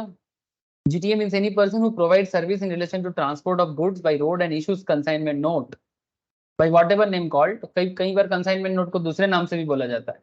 This means while others might also hire out vehicles for goods transportation only। कोई क्या करते हैं, सिर्फ व्हीकल को हायर करते हैं ट्रांसपोर्टेशन के लिए, उसको ट्रांसपोर्टर नहीं बोला जाता। Only those issuing consignment note, जो कंसाइनमेंट नोट इशू करता है उसी को ही जीटीए कहा जाएगा। कोई भी गाड़ी भाड़ा करके माल भेज रहा है उसको कंसाइनर नहीं कहा जाएगा, उसे जीटीए नहीं कहा जाएगा। जो कंसाइनमेंट नोट इशू कर सकता है वही जीटीए कहा जाएगा। Thus, a consignment note is an essential condition to be considered as GTA। अगर किसी पर्टिकुलर ऑर्गेनाइजेशन को जीटीए बोलना है तो देखना पड़ेगा कि क्या कंसाइनमेंट नोट इशू करने का पावर उसके पास है, तभी जाके हम उसको कंसाइनमेंट गुड्स ट्रांसपोर्ट एजेंसी बोलेंगे। अब कंसाइनमेंट नोट क्या है, मैंने ऑलरेडी आपको दिखाया। Consignment note is a document issued by a goods transport agency against the receipt of goods for the purpose of transporting the goods by road in a goods carriage। Consignment note is a document issued by a goods transport agency against the receipt of goods for the purpose of transporting the goods by road in a goods carriage। Carriage माने गाड़ी। If a consignment note is not issued by the transporter, अगर transporter issue नहीं करेगा, the service provider will not come within the ambit of the goods transport agency। अगर कोई particular transporter क्या कर रहा है, सर्विस दे रहा है ना। आपको अगर ट्रांसपोर्टिंग देखना है कभी कोलकाता में, आप एक काम कर सकते हो, कभी अगर मौका मिले ना, ऐसे ही फ्रेंड्स लोग मिलके या फिर कभी भी, कोलकाता में एक एरिया है सर पोस्ता, ठीक है, पोस्ता ट्रांसपोर्ट। कोलकाता में ये एरिया बहुत फेमस है, पोस्ता मालापड़ा बोलता है, बड़ा बाजार में सर, बड़ा बाजार एरिया में है। आप उधर जाओगे ना, आप जिधर देखोगे सिर्फ ट्रांसपोर्ट ही नजर आएगा। इस तरह से मतलब लाइन लगा के ना गाड़ी खड़ा रहता है सर, और ट्रांसपोर्ट ऑफिस पूरा भरा हुआ है। उसी में से हम लोग का भी एक है फैमिली में, चाचा बैठते हैं नॉर्मली, मेरा अंकल बैठते हैं उधर, ठीक है। ये इधर ऐसा टाइप का होता है, मुठिया मजदूर लोग काम भी करते हैं, ठीक है। इस तरह से सामान उसमें लोड होता है, ठीक है। और ये सामान क्या है, कहाँ से आता है सर, ये एक होता है सप्लायर, ध्यान से सुनना, जो अपना प्रोडक्ट किसी को बेचता है, ठीक है। तो सप्लायर माने जो बड़ा बाजार में दुकानदार है, वो ट्रांसपोर्टर के थ्रू से वेस्ट बंगाल के डिफरेंट पार्ट में या बिहार, उड़ीसा, ठीक है, झारखंड के अलग अलग शहरों में, गाँव में प्रोडक्ट बेचता है। और इसका भेजने के टाइम पे ये ट्रांसपोर्टर जिसका गाड़ी है नॉर्मली वही ट्रांसपोर्ट, क्या लिखा है, राजपूत ट्रांसपोर्ट। ऐसे बहुत ट्रांसपोर्ट मिलेगा आपको, ठीक है, जिधर देखो उधर ट्रांसपोर्ट, जिधर देखो उधर ट्रांसपोर्ट। ये पूरा पोस्ता एरिया, हावड़ा ब्रिज से उतरने के बाद दो रास्ता आता है सर, ठीक है, जब हावड़ा ब्रिज क्रॉस करते हो ना तो दो रास्ता आता है, एक रास्ता, तीन रास्ता आता है सॉरी। एक रास्ता ब्राबोन रोड बोल के टुवर्ड्स पार्क स्ट्रीट धर्मतला की तरफ जाते हैं, एक रास्ता एमजी रोड बोल के अंदर घुसते हैं, और एक रास्ता बाएं साइड में स्टैंड रोड पकड़ के टुवर्ड्स नीमतला होके गिरीश पार्क होके निकलते हैं। वो वाला रास्ता पूरा ट्रांसपोर्ट का हुआ है सर। हम लोग यहाँ पर बैठे बैठे कोलकाता थोड़ी घूम रहेंगे सर। हावड़ा ब्रिज तो सबको ही जानते हैं ना, बस वही तो बता रहा हूँ कि हावड़ा ब्रिज से तीन रास्ता निकलते हैं, उसमें से एक रास्ता ट्रांसपोर्ट हब की तरफ जाता है, एकदम नजदीक में, सबसे पास में वही पड़ता है, ठीक है। तो वहां पर जाओगे तो ट्रांसपोर्ट देखने को मिलेगा। अच्छा ट्रांसपोर्ट क्यों देखना है? अरे सर ट्रांसपोर्ट देखोगे तो आइडिया लग जाएगा। सर ने कभी हम लोगों को जीटीए पढ़ाया था। ओके सर, माथा खराब कर देते हो आप। काम ही क्या है, बैठे बैठे क्या करते हैं, कुछ नहीं, दिमाग दिमाग खराब हो जाता है। आप मेरा खराब होता है, आप लोगों का भी कर लेता हूँ। If a consignment note is not issued by the transporter, the service provider will not come within the ambit of the goods transport agency. If a consignment note is issued, it means that the lien on the goods has been transferred to the transporter. Consignment note अगर issue हो रहा है ना, lien मैंने right, अधिकार, तो वो goods जब तक ट्रांसपोर्टर के पास है, ठीक है, जब तक ट्रांसपोर्टर के पास है उसको उसका राइट है। Now the transporter is responsible for the goods till it safe delivery to the consignee. समझ रहे हो, दो तरह का बात हो गया। कुछ ट्रांसपोर्टर ऐसे भी होते हैं जो कंसाइनमेंट इशू नहीं करेगा, सप्लायर चालान देते हैं, उसी चालान के थ्रू से प्रोडक्ट लोगों के घर घर तक, मतलब अलग अलग दुकानदारों के पास, बंगाल में, वेस्ट बंगाल के अंदर, बिहार, उड़ीसा, आसाम, सिलीगुड़ी, नॉर्मली कोलकाता से ये सब जगह में जाता है माल। अब तो बनारस तक जाता है सर, बहुत बड़ा एरिया कवर करता है कोलकाता। एक जमाने में एशिया का लार्जेस्ट होलसेल मार्केट हुआ करता था, largest wholesale market in Asia एक जमाने में। अभी कोलकाता का वो गौरव वाला दिन थोड़ा खराब हो गया सर, बट फिर भी अभी भी कुछ कम नहीं है। अभी भी इंडिया का जीडीपी का तीसरा सबसे बड़ा स्टेट वेस्ट बंगाल ही है, कोलकाता ही है तीसरा सर। प्राउड करने वाला बात। हाँ सर, डिटोरिएट हो गया है due to some political issues in Kolkata, but business में कोलकाता सीरियसली बहुत दिन तक लीड किया है। मैं आशा करूंगा कि वापस वो दिन देखने को मिले, बट पता नहीं सर, ये पॉलिटिकल हंगामा जब तक खराब ठीक नहीं होगा, प्रॉपर डेमोक्रेसी जब तक बिल्डअप नहीं होगा ना, प्रॉब्लम ठीक होना मुश्किल है। इसी तरह से सामान लोड होता है सर गाड़ी पे, ऐसे ठेला होता है, ऊपर लेबर लोग चढ़े होते हैं, फिर इधर से उधर एक कांटा होता है उनके पास, कांटा मैंने एक होता है जिसमें बस्ता वगैरह उठाते हैं वो लोग और लोड करते हैं। कहना क्या है सर? सर कहना ज्यादा कुछ नहीं है, बस इतना सा कहना है कि जब कोई प्रोडक्ट बड़ा बाजार के किसी दुकानदार से ट्रांसपोर्टर के पास आते हैं, उसमें अगर ट्रांसपोर्टर कंसाइनमेंट नोट इशू करता है, तो आप मान के चलो कि ये ट्रांसपोर्टर थोड़ा ज्यादा जिम्मेदारी वाला ट्रांसपोर्टर है, इसका चार्ज भी ज्यादा होता है, ठीक है। जब तक प्रोडक्ट कंसाइनी तक नहीं पहुंचता, माने जिसका प्रोडक्ट है जब तक कंसाइनी तक नहीं पहुंचता है तब तक उसका रिस्पॉन्सिबिलिटी बन जाता है पूरे प्रोडक्ट पे, इसको बोलते हैं लियन। और एक होता है कि ट्रांसपोर्टर नोट इशू नहीं करता। अगर ट्रांसपोर्टर नोट इशू नहीं करेगा कंसाइनमेंट नोट, तो फिर जो सप्लायर है उसी का रिस्पॉन्सिबिलिटी है, या फिर जो रिसिपेंट है उसका रिस्पॉन्सिबिलिटी है। कंसाइनमेंट नोट में सीरियली नंबर्ड होते हैं, name of consignor, name of consignee, यानी कौन सेंड कर रहा है, कौन रिसीव करेगा, registration number of the goods carriage in which the goods are transported, details of the goods, place of origin, place of destination, persons liable to pay GST, consignor, consignee और the GTA. कौन GST pay करेगा? Consignor pay करेगा। सामान किसका है? Suppose mister A consignor है, mister B consignee है, और जीटीए मिस्टर एक्स है, एक्स ट्रांसपोर्टर। क्वेश्चन वही है ना, कौन जीएसटी पे करेगा? सामान तो वही है, प्रोडक्ट वही है। जीटीए का काम होता है प्रोडक्ट एक जगह से दूसरी जगह ट्रांसपोर्ट करना। प्रोडक्ट किसका है? मिस्टर ए का प्रोडक्ट। किसको दे रहा है? मिस्टर बी को। मतलब मिस्टर बी परचेजर है, मिस्टर ए सेलर है। इसी में बात हो रहा है सर। तो what are the service provided by GTA? Normally GTA में रिवर्स चार्ज चालू होता है, बट आपको ये पता होना चाहिए कि एक जीटीए क्या क्या सर्विस प्रोवाइड करते हैं। Service includes not only the actual transportation of goods, सिर्फ गुड्स ही ट्रांसपोर्ट नहीं करते हैं, बट बीच का बहुत सारा और भी चीजें होते हैं जो गुड्स ट्रांसपोर्टिंग के साथ साथ कनेक्टेड है। एंसिलरी सर्विस बोलते हो आप। क्या बोलते हैं? एंसिलरी या इंटरमीडिएट सर्विस, जैसे कि लोडिंग अनलोडिंग। ये क्या कर रहा है सर? अभी दिखाया, कहाँ चला गया? ये ट्रांसपोर्ट करना, लोडिंग, ये देखो लोड अनलोड नहीं कर रहा है। हेलो,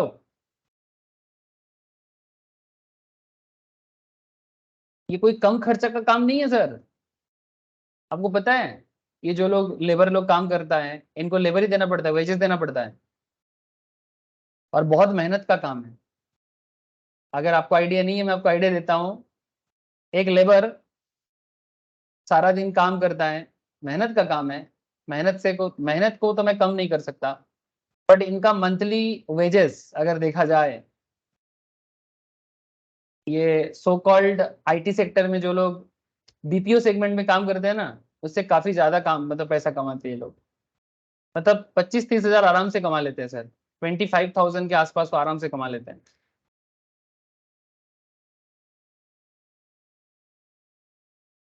मतलब आप समझ सकते हो, एक लेबर कमा लेते हैं मंथली। तो आप समझो कि कितना इनका रेट होता है। माल उठाना, रेडी करना, डेली का एक वेजेस होता है 200, 300, 400, 500। ठीक है, पर प्रोडक्ट पे होता है, पर गाड़ी लोड पे होता है। टीम होता है इनका। इनका टीम होता है जो एक एक ट्रांसपोर्टर के बिहाफ में काम करता है। मैं आपको रियल फैक्ट बता रहा हूँ। ऐसे बड़ा बाजार में टीम ऑफ लेबर्स होते हैं, सबका यूनियन भी है सर। कहाँ कहाँ क्या क्या नहीं होता है। तो लोडिंग करना, अनलोडिंग करना, पैकिंग करना, अनपैकिंग करना, ट्रांसशिपमेंट करना, टेम्पोररी वेयरहाउस करना, माने गोडाउन में रखना, सब गुड्स ट्रांसपोर्ट का ही पार्ट है। If this services are included and not provided as independent service, then they are also covered under GTA. अगर ये सब अलग से नहीं होता है तो वो भी जीटीए सर्विस के अंदर काउंट होता है। जब सर्विस टैक्स था, मतलब इससे पहले, ये तो सर्विस के अंडर में आता है ना। ट्रांसपोर्ट करना, लोडिंग अनलोडिंग करना, ये सब सर्विस है ना सर। हेलो, अरे बोलो सर, हाँ या ना, समझ में नहीं आ रहा है क्या?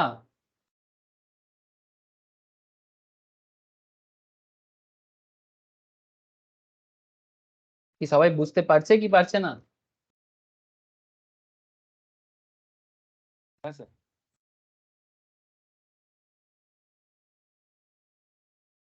तो पहले सर्विस टैक्स में ये सब देखा जाता था। पहले ये सब सर्विस टैक्स वैट के अंदर था, मतलब वैट तो गुड्स के लिए था और ये सर्विस टैक्स में आता था। बट अभी इसको जीएसटी में लाया गया। RCM applied under service tax laws 2, there was an abatement of 60%, 40% taxable होता था। ठीक है, और 60% छोड़ दिया जाता था for transportation of used house hold goods.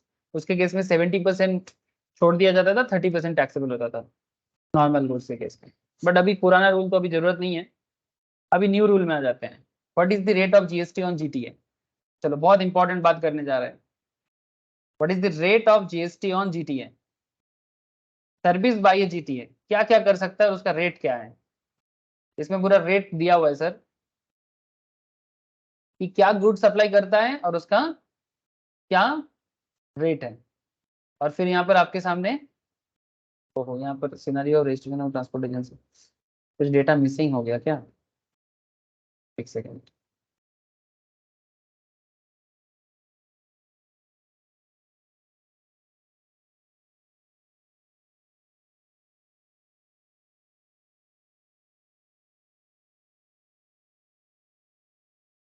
GTA relating कुछ क्वेश्चंस भी मैंने यहाँ पर दिया, ये भी आपको प्रैक्टिस करना है। Examples for determining place of supply. ठीक है, Ajay hired GTA transport is goods the consideration charge of 1200, will Ajay पे जीएसटी। इस तरह का सवाल होता है सर एग्जाम में। तो नोट्स में थोड़ा सा प्रॉब्लम है, मैं ठीक करके बाद में आप लोगों को शेयर कर दूंगा।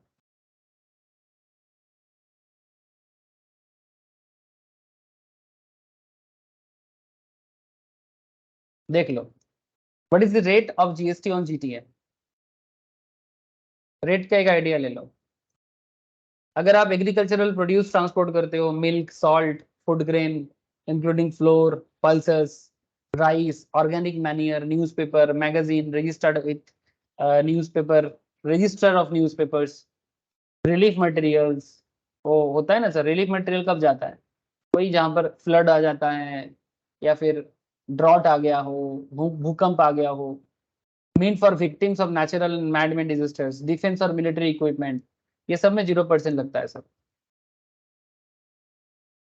ये सब में 0% जीएसटी है, कोई जीएसटी नहीं देना है, बस दिखाना पड़ेगा आपको क्या सामान लेके जा रहे हो और किसके लिए लेके जा रहे हो। Carrying goods where consideration charged for the transportation of goods on a consignment transported is a single carriage is less than 1500। एक सिंगल कैरेज में अगर उसका भाड़ा 1500 से कम है, ठीक है, जो कंसाइनमेंट जा रहे हैं अगर उसका भाड़ा where consideration charge for the transportation of goods on a consignment transported in a single carriage is less than 1500, तो भी 0%। Carrying goods where consideration charge for transportation of all such goods for a single consignee, किसी एक consignee के लिए लेके जा रहे हो और वो कंसाइनी का जो डिटेल्स अमाउंट है वो 750 टका से कम है,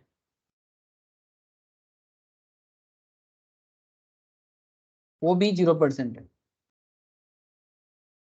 अगर कोई एनी अदर गुड्स हो तो उसमें 5% जीएसटी लगता है।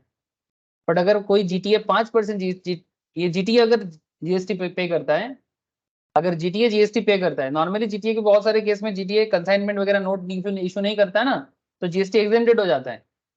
बट अगर जीटीए सर जीएसटी पे करेगा, अगर 5% पे करेगा तो उसको इनपुट क्रेडिट का बेनिफिट नहीं मिलेगा। वो अपना जो भी सर्विस देगा प्रोवाइड करेगा उसके ऊपर 5%। ये वैल्यू ऑफ सप्लाई में सिखाऊंगा कि कितना वैल्यू पे क्या चार्ज होता है। बट इसका एक और एक रेट है सर, 12% का रेट है, 12% विथ आईटीसी। अगर जीटीए 12% सर्विस टैक्स मतलब टैक्स लेता है, सॉरी जीएसटी चार्ज करता है, तो फिर उसमें आईटीसी अवेलेबल होता है। नॉर्मली थोड़ा सा बड़ा बड़ा कंपनीज होते हैं ना ट्रांसपोर्टिंग में, वो लोग 12% जीएसटी चार्ज करते हैं ट्रांसपोर्टिंग पे, और 12% जीएसटी माने आप समझ रहे हो उसमें आईटीसी अवेलेबल होगा। आईटीसी क्या है ये मैं लास्ट दिन बताया था, इनपुट टैक्स क्रेडिट अवेल करना। बट 5% में आपको आईटीसी अवेलेबल नहीं होगा, बट 12% में जीटीए को आईटीसी अवेलेबल होगा।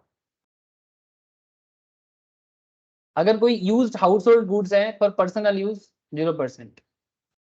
Transporting goods of unregistered person,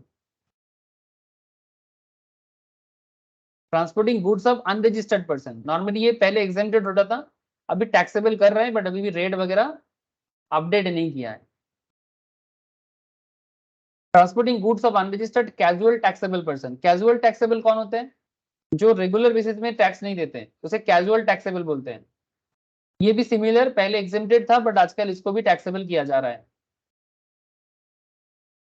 transporting goods GST paid by GTA 5% no ITC, 12% with ITC.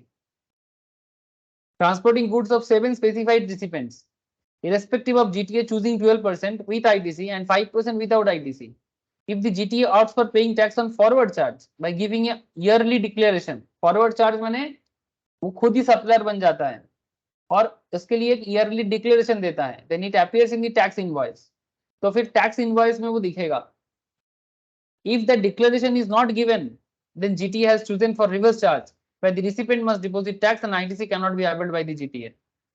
ध्यान से सुनो सर बात को, आप लोगों में सप्लाई जब पढ़ाया था तो इनवॉइस के बारे में बताया था, टैक्स इनवॉइस। जो सर्विस प्रोवाइड करते हैं वो टैक्स इनवॉइस जनरेट करते कि नहीं करते? आप जब कोई भी प्रोडक्ट परचेस करोगे या कोई सर्विस परचेस करोगे किसी से ना, अगर वो रजिस्टर्ड है तो वो बिल्कुल टैक्स इनवॉइस जनरेट करेगा। अब टैक्स इनवॉइस अगर जनरेट होता है ना, इसमें आपको बात समझना पड़ेगा सर, जब टैक्स इनवॉइस जनरेट जीटीए करेगा और फॉरवर्ड चार्ज करेगा, फॉरवर्ड चार्ज माने वो खुद जीएसटी चार्ज कर रहा है अपने सर्विस रिसिपेंट से और खुद गवर्नमेंट के घर में टैक्स जमा करेगा, तो ऐसे केस में वो 12% जीएसटी चार्ज करेगा तो आईटीसी क्लेम कर पाएगा। बार बार बोल रहा हूँ, अगर 5% चार्ज करता है आईटीसी क्लेम नहीं कर सकता, 12% करता है तो आईटीसी क्लेम कर सकता है। ये एकदम क्लियर कट आपको यहाँ पर बोला है। GTA service are taxable at the following two rates, 5% और 2.5% CGST, 2.5% SGST। और अगर आप यूनियन टेरिटरी में हो तो सेम टू सेम, और अगर IGST है तो 5%। अब सबको पता है ये क्यों होता है। बेसिक्स ऑफ जीएसटी में मैंने इसको डिटेल्स में बता के रखा। और आप लोग भी घर पे बिल आता है तो चेक करो, अगर वेस्ट बंगाल के अंदर ही अगर प्रोडक्ट आता है ना तो आप देखना उसमें CGST SGST मिला के आता है। अगर कोई दूसरे स्टेट से प्रोडक्ट आता है आप देखना उस पर IGST लिखा होगा और राउंड में दिया होगा। तो 5% का रेट है तो आपको कोई ITC अवेलेबल नहीं होगा। अगर 12% का रेट कोई GTA चार्ज करता है तो फिर in that case ITC available कर सकता है। ITC अवेलेबल में वही सुविधा है सर, आपको बार बार क्रेडिट मिलेगा तो आपका GST लायबिलिटी कम होगा। ये चीज मैंने लास्ट क्लास में भी दिखाया था, प्रीवियस लेक्चर्स याद करें। और ITC के ऊपर स्पेशल चैप्टर होगा तब मैं ITC का बहुत डिटेल्स में पढ़ाऊंगा सर। बट फिलहाल जितना नॉलेज जरूरत है ITC का उतना तो आपको पता है, भूल गए तो रिवाइज करें प्लीज।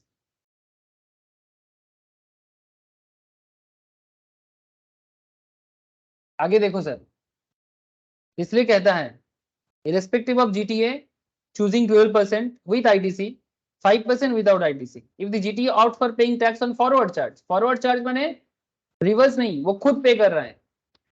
रिवर्स चार्ज में क्या होता है, रिवर्स चार्ज में क्या होता है GTA का, अगर एक GTA रिवर्स चार्ज कर इसका मतलब GTA खुद से GST पे नहीं करेगा, रिसिपेंट को देना पड़ेगा। माने अगर कोई GTA किसी फैक्ट्री को प्रोडक्ट सप्लाई कर रहा है तो फैक्ट्री को GST देना पड़ेगा ना कि GTA को। तो फॉरवर्ड चार्ज में GTA खुद देगा, तभी तो वो चार्ज कर रहा है 12% GST अपने सर्विस के ऊपर। तो उसके लिए उसको एक एनुअल डिक्लेरेशन देना पड़ेगा, एक एनुअल ईयरली डिक्लेरेशन देना पड़ेगा, तब जाके वो कर सकता है फॉरवर्ड चार्ज में और ITC भी ले सकता है। इन अपीयर्स इन टैक्स इनवॉइस, तो टैक्स इनवॉइस में दिखाएगा कि भाई मैंने कितने का ट्रांसपोर्टिंग सर्विस दिया और उसमें मैंने कितना GST लिया। सिंपल बात है ना। अगर आप फॉरवर्ड चार्ज करोगे तो आप कितना क्या प्रोडक्ट दे रहे हो, उसमें क्या टैक्स अमाउंट है, कितना रेट ऑफ टैक्स लगा रहे हो, सब बताओगे उसमें। बस यही बात कर रहे हैं। बिल देखा करो, घर पे बिल आता है ना, चेक किया करो कि क्या बिल है, बिल में क्या लिखा है। ऑनलाइन में प्रोडक्ट ऑर्डर करते हो फ्लिपकार्ट अमेजन से, कुछ नहीं तो उतना तो करता है सब कोई, मुझे पता है ना। तो उसमें क्या लिखा रहता है, चेक किया कभी? करना सर आगे से, क्या पढ़ना उसमें क्या लिखा है। जब कोई प्रोडक्ट फ्लिपकार्ट से आता है लेकिन वेस्ट बंगाल के अंदर से नहीं आता है, दूसरे स्टेट से आता है, वहां पर वो IGST चार्ज करता है, चेक करना आगे से।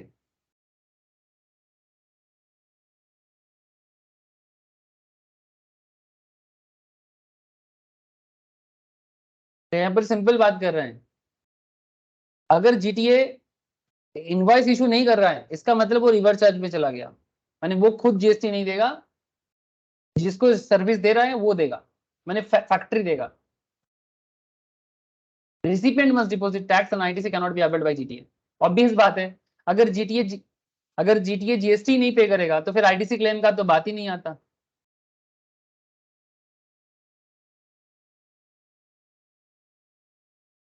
अगर कोई भाड़ा लेता है ना, भाड़ा लेके देता है hiring out of vehicle to GTA तो 0%, उसमें भी GST रेट 0% है।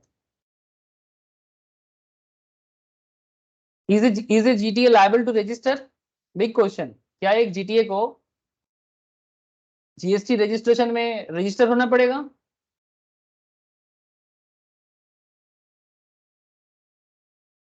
GST पोर्टल है ना सर, রেজিস্টার यहाँ তো पर। করতে হবে না, हाँ सर, রেজিস্টার তো করতে হবে। हाँ वही तो बता रहा हूँ सर कि कब रजिस्ट्रेशन करना मैंडेटरी है और कब नहीं। ठीक है, ये देखो टैक्स पेयर्स जो होते हैं ना, अगर आप GST पे करोगे, अगर आप ITC क्लेम करोगे तो फिर रजिस्टर तो मैंडेटरी है। ठीक है, और अगर आप RCM कैटेगरी में भी आ जाते हो, ऐसे GTA RCM नहीं होगा, जो रिसिपेंट होगा वो होगा। बट अगर GTA फॉरवर्ड में आता है तो उसको करना ही पड़ेगा। फॉरवर्ड माने वो खुद ही GST चार्ज कर रहा है और खुद ही गवर्नमेंट को पे करेगा। इसके ऊपर भी नोटिफिकेशन आया था ये, और इसके ऊपर ना कंफ्यूजन भी बहुत है क्या ट्रांसपोर्टर को जीएसटी रजिस्ट्रेशन करना चाहिए? As per notification of 2017 central tax dated this, a person who is engaged in making only supply of taxable goods or service on which RCM applies is exempted from obtaining registration under GST. GTA जो service provide करता है या जो goods supply करता है, basically service माने उसका transporting जो है वो सर्विस हो गया, और जो गुड्स लेके वो जा रहे हैं, ठीक है, वो उसको बात कर रहे हैं। और अगर उसका सिस्टम में, अगर वो जिस गुड्स का सप्लाई कर रहा है या जिस सर्विस का सप्लाई कर रहा है, अगर वो रिवर्स चार्ज मैकेनिज्म के अंदर आता है, बात को सुनना सर ध्यान से, अगर वो particular service reverse charge mechanism के अंदर आता है, तो फिर जीएसटी क्यों अपने आप को रजिस्टर करे? क्योंकि अगर वो आरसीएम कैटेगरी में आता है तो फिर जीएसटी में रजिस्टर करने का जरूरत तो नहीं है ना। जैसे यहाँ पर स्टार्टिंग में ही ये पॉइंट आपको सामने था,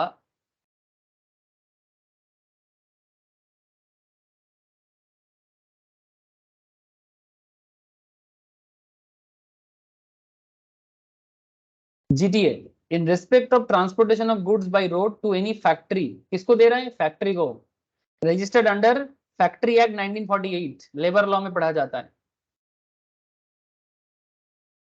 या इंडस्ट्रियल लॉ भी बोलते हैं। क्या पढ़ा जाता है सर? फैक्ट्री एक्ट के बारे में। सीएमए स्टूडेंट को एंड सीए स्टूडेंट्स को इंटरमीडिएट लेवल में ही पढ़ना पड़ता है, labour law and industrial law. 1948 factory act, इस एक्ट के तहत जो भी फैक्ट्री रजिस्टर्ड है, अगर जीटीए ऐसे फैक्ट्री को प्रोवाइड कर रहा है सर्विस, तो फिर वो फैक्ट्री को गवर्नमेंट के घर में जीएसटी देना पड़ेगा। माने ये आरसीएम हो जा रहा है सर। ध्यान से देखो मैं क्या बता रहा हूं। Category of supply of service, who is the supplier of service and who is the recipient of service. Supply of service bye GTA, supplier of service कौन है? जीटीए माने ट्रांसपोर्टर। रिसिपिएंट ऑफ सर्विस कौन है? Any factory registered under factories act. तो ये RCM हो जाएगा, section 9 subsection 3। और एक बात सर, ये बात सिर्फ उसी के लिए लागू होगा जो ट्रांसपोर्टर कंसाइनमेंट नोट इशू नहीं करेगा and who has not been paid CGST at the rate 6% and SGST at the rate 6%, माने 12%। CGST 6% and SGST 6%, माने टोटल 12% हो गया। तो अगर कोई ट्रांसपोर्टर CGST पे नहीं करता है, SGST पे नहीं करता है, माने 12% का जो GST है वो नहीं करता है, तो फिर इन दैट केस जो फैक्ट्री ट्रांसपोर्टर से सर्विस लेगा उसे गवर्नमेंट के घर में जीएसटी देना पड़ेगा। और not just the factory, any society registered under the Society Registration Act 1860 or under any other law time being in force, cooperative society, या फिर any person registered under CGST Act, IGST Act, SGST Act और UTGST Act, माने any GST registered person, और any body corporate माने कोई company, any partnership firm registered or not under association of persons, any casual taxable person, जो भी taxable territory में है, माने इंडिया के टैक्सेबल एरिया में बिलोंग करता है, उन सबको जीएसटी पे करना पड़ेगा आरसीएम के हिसाब से, रिवर्स चार्ज मैकेनिज्म, बिकॉज वो जीटीए से सर्विस ले रहा है। और जीटीए अगर वो खुद से 12% जीएसटी रेट के अंदर नहीं है तो फिर उसको यहाँ पर आरसीएम में आना पड़ेगा। तो अगर जीटीए आरसीएम कैटेगरी में आ जाते हैं तो फिर जीटीए अपने आप को क्यों रजिस्टर करे जीएसटी में? क्योंकि उसे तो जीएसटी पे करना ही नहीं है। आप लोगों को बात समझ में आ रहा है सर? जीएसटी पे तो रिसिपेंट करेगा, फैक्ट्री करेगा, सोसाइटी करेगा, रजिस्टर्ड पर्सन कोई और है तो वो करेगा, तो फिर जीटीए क्यों रजिस्टर करेगा अपने आप को?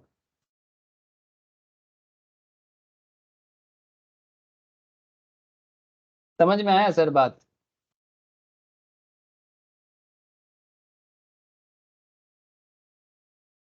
Thus, GTA does not have to register under GST if he is exclusively transporting goods where the total tax is required to be paid by the recipient under reverse charge basis, even if the turnover exceeds the threshold limit। अगर turnover cross भी कर जाए फिर भी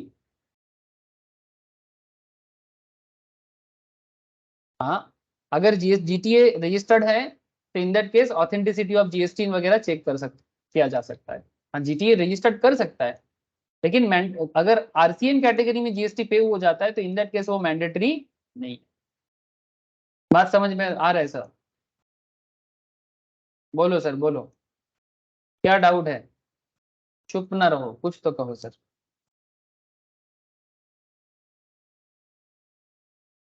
हाँ, বোঝা যাচ্ছে কি যাচ্ছে না? Yes.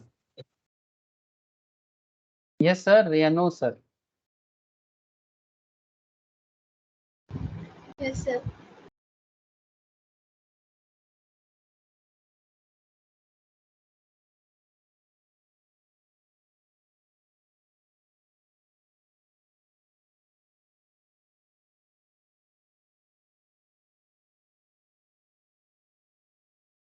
ये देखो सर, यहाँ पर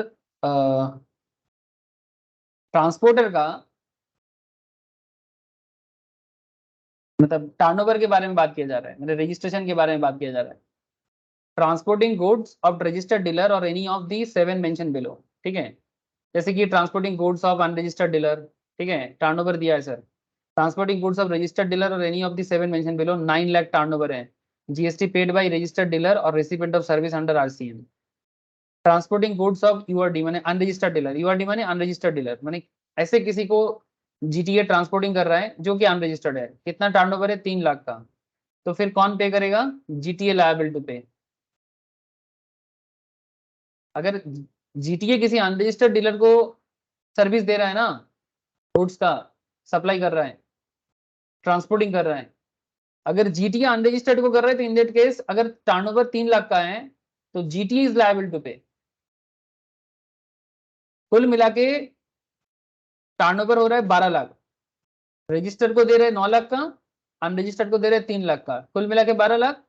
aggregate turnover is below 20 lakh, है ना। नॉर्मल रूल क्या होता है कि 20 लाख में आपको रजिस्टर करना पड़ता है। थ्रेशोल्ड लिमिट कहां पढ़ा है मैंने? Basics of GST. Basics of GST में जीएसटी रजिस्ट्रेशन का मैंडेटरी एरिया बोला गया है सर, एकदम इंट्रोडक्शन लेवल बातें हैं बेसिक्स ऑफ जीएसटी के अंदर कि थ्रेशोल्ड लिमिट क्या होता है। एग्रीगेट टर्नओवर वो भी स्टेट वाइज होता है सर, बट स्टैंडर्ड बता रहा हूं मैं 20 लाख का सर्विस के केस में। Aggregate turnover is below 20 lakh, तो अगर 20 लाख आपका हो रहा है सर तो इन दैट केस आपका जीएसटी में रजिस्ट्रेशन करना, आप कौन? आप GTA, is not required because 20 lakh के नीचे है। दूसरा एक केस बनाए सर, देखो ये सब एग्जाम क्वेश्चन हो सकता है, आपको ऐसे देके बता देगा, पूछ लेगा कि बताओ कि रजिस्टर करना है कि नहीं है। Case 2, transporting goods of registered dealer और any of the 7 mention below 19 lakh का दे रहे हैं रजिस्टर्ड डीलर को और 3 लाख दे रहे हैं अनरजिस्टर्ड डीलर को, कुल मिला के हो रहा है 22 लाख। ऐसे तो 3 लाख के केस में लायबल टू पे है जीएसटी और रजिस्टर्ड डीलर के केस में आरसीएम हो जाएगा, बट कुल मिला के टर्नओवर 22 लाख हुआ ना, तो aggregate turnover exceeds 20 lakh, threshold limit cross कर गया, GTA will have to register it is supplying to URD. इसको करना ही पड़ेगा, क्यों? क्योंकि पहला बात तो थ्रेशोल्ड लिमिट भी क्रॉस कर रहा है, और दूसरा बात क्योंकि वो एक अनरजिस्टर्ड डीलर के साथ बिजनेस कर रहा है। तो जब आप एक अनरजिस्टर्ड डीलर के साथ बिजनेस करोगे तो आपको जीएसटी में रजिस्ट्रेशन होना पड़ेगा। तो दो बातें यहाँ पर फुलफिल करता है। Case 3, transporting goods to registered dealer 25 lakh, unregistered को कुछ नहीं, रजिस्टर्ड डीलर आरसीएम में आ जाएगा रिवर्स चार्ज मैकेनिज्म पे। एग्रीगेट टर्नओवर 20 लाख क्रॉस कर रहे हैं, GT still not required to register as per notification, थोड़ा लिमिट दे दिया है। 25 लाख में भी उसको छूट है कि चाहे तो कर भी सकता है ना भी कर सकता है, क्योंकि उसका नोटिफिकेशन दिया है। ऐसे तो लिमिट क्रॉस कर रहा है 20 लाख का, बट गवर्नमेंट नोटिफिकेशन देके 25 लाख में भी छूट देके रखा है, तो ना भी क्या चाहे तो कर सकता है। बट हाँ, अगर ये अनरजिस्टर्ड वाला इधर भी आ जाता ना सर 2-3 लाख का, तो करना पड़ता, इन दैट केस करना पड़ता, भले ही लिमिट क्रॉस हो गया तो। लेकिन यहाँ पर देखो अनरजिस्टर्ड के साथ कुछ नहीं है ना। एक्चुअली गवर्नमेंट की तरफ से सोचो तो पता लग जाएगा, गवर्नमेंट देख रहा है कि भाई हमको तो जीएसटी मिल जाएगा क्योंकि रजिस्टर्ड डीलर है जिसको जीटीए सर्विस दे रहा है। यहाँ पर तो 0 लाख है तो गवर्नमेंट को क्या चिंता, लेकिन यहाँ पर चिंता है गवर्नमेंट को, क्योंकि जीटीए जो अनरजिस्टर्ड के साथ बिजनेस कर रहे हैं उसको तो गवर्नमेंट को पता नहीं चलेगा, तो गवर्नमेंट देख रहे हैं लिमिट भी क्रॉस कर रहे हैं और अनरजिस्टर्ड भी साथ में है, तो फिर जीटीए को करना पड़ेगा। बट यहाँ पर क्योंकि लिमिट बहुत नीचे है तो गवर्नमेंट कुछ मैंडेटरी नहीं कर सकता। these are the scenarios sir, these are the scenarios। I hope कि समझ में आ रहा है।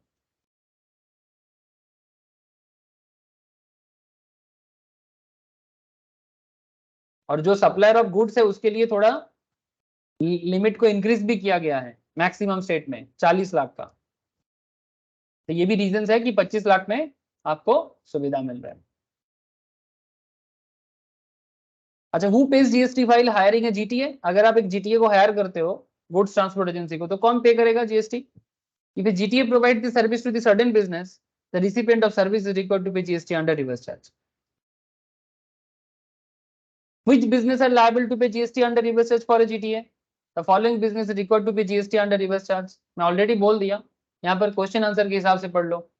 Factory registered under factories act, society registration registered under registration act, cooperative society, GST registered person, company, body corporate, partnership firm registered है या ना है फर्क नहीं पड़ता, including association of person, CTP casual taxable person. Who will pay under reverse charge, कौन reverse charge के through से पे करता है? As per notification of 2017 the person who pays और लायबल टू पे freight for the transportation of goods by road in goods carriage located in taxable territory shall treated as receiver of service. यहाँ पर कुछ examples है, payment by sender, payment by receiver, ठीक है, और various scenarios to determine who is liable to pay GST. इसका आपको मैं लिस्ट शेयर कर दूंगा, आप लोग प्लीज एक बार गो थ्रू करना, ठीक है। ये लिस्ट है, who is liable to pay GST in case of GTA. Payment is by sender, if the supplier of goods, that is consignor, pays the GTA, then the sender will be treated as the recipient। अगर supplier मतलब जो consignor है वो GTA को पे करता है, then जो सेंड कर रहा है उसी को रिसीवेंट बोलेंगे। If he belongs to the category of person above, then he will pay GST on reverse charge basis. Payment by receiver, if the liability of freight payment lies with the receiver, that is consignee, then receiver of the goods will be treated as receiver of transportation of service। If he belongs to the any of the above category of persons, then he will pay GST on reverse charge basis।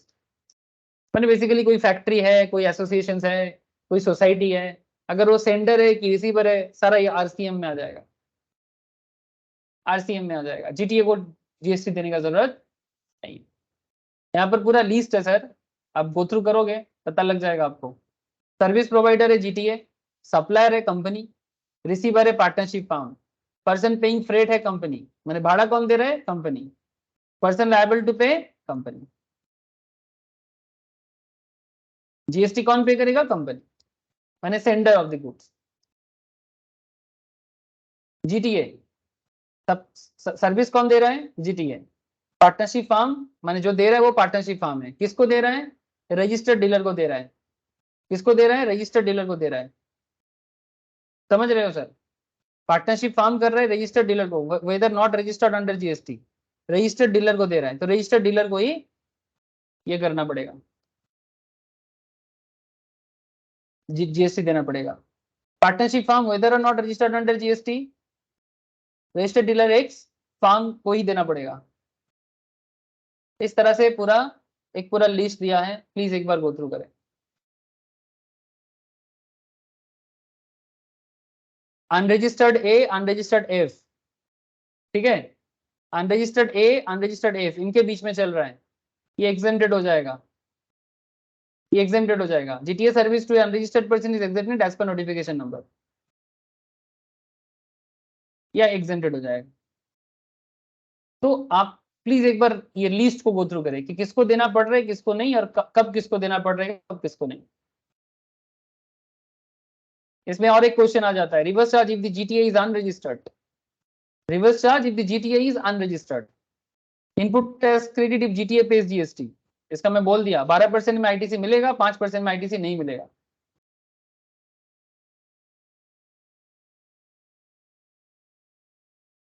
If service receiver pays GST under RCM, service receiver always avail ITC on GST paid under RCM, whereas the GTA cannot claim ITC in such cases. Obvious बातें हैं sir, अगर RCM हो रहा है तो फिर GTA कैसे claim करेगा? जो सर्विस रिसीव करेगा, जो GST मतलब रिवर्स चार्ज के बेसिस में पे करेगा उसको मिलेगा।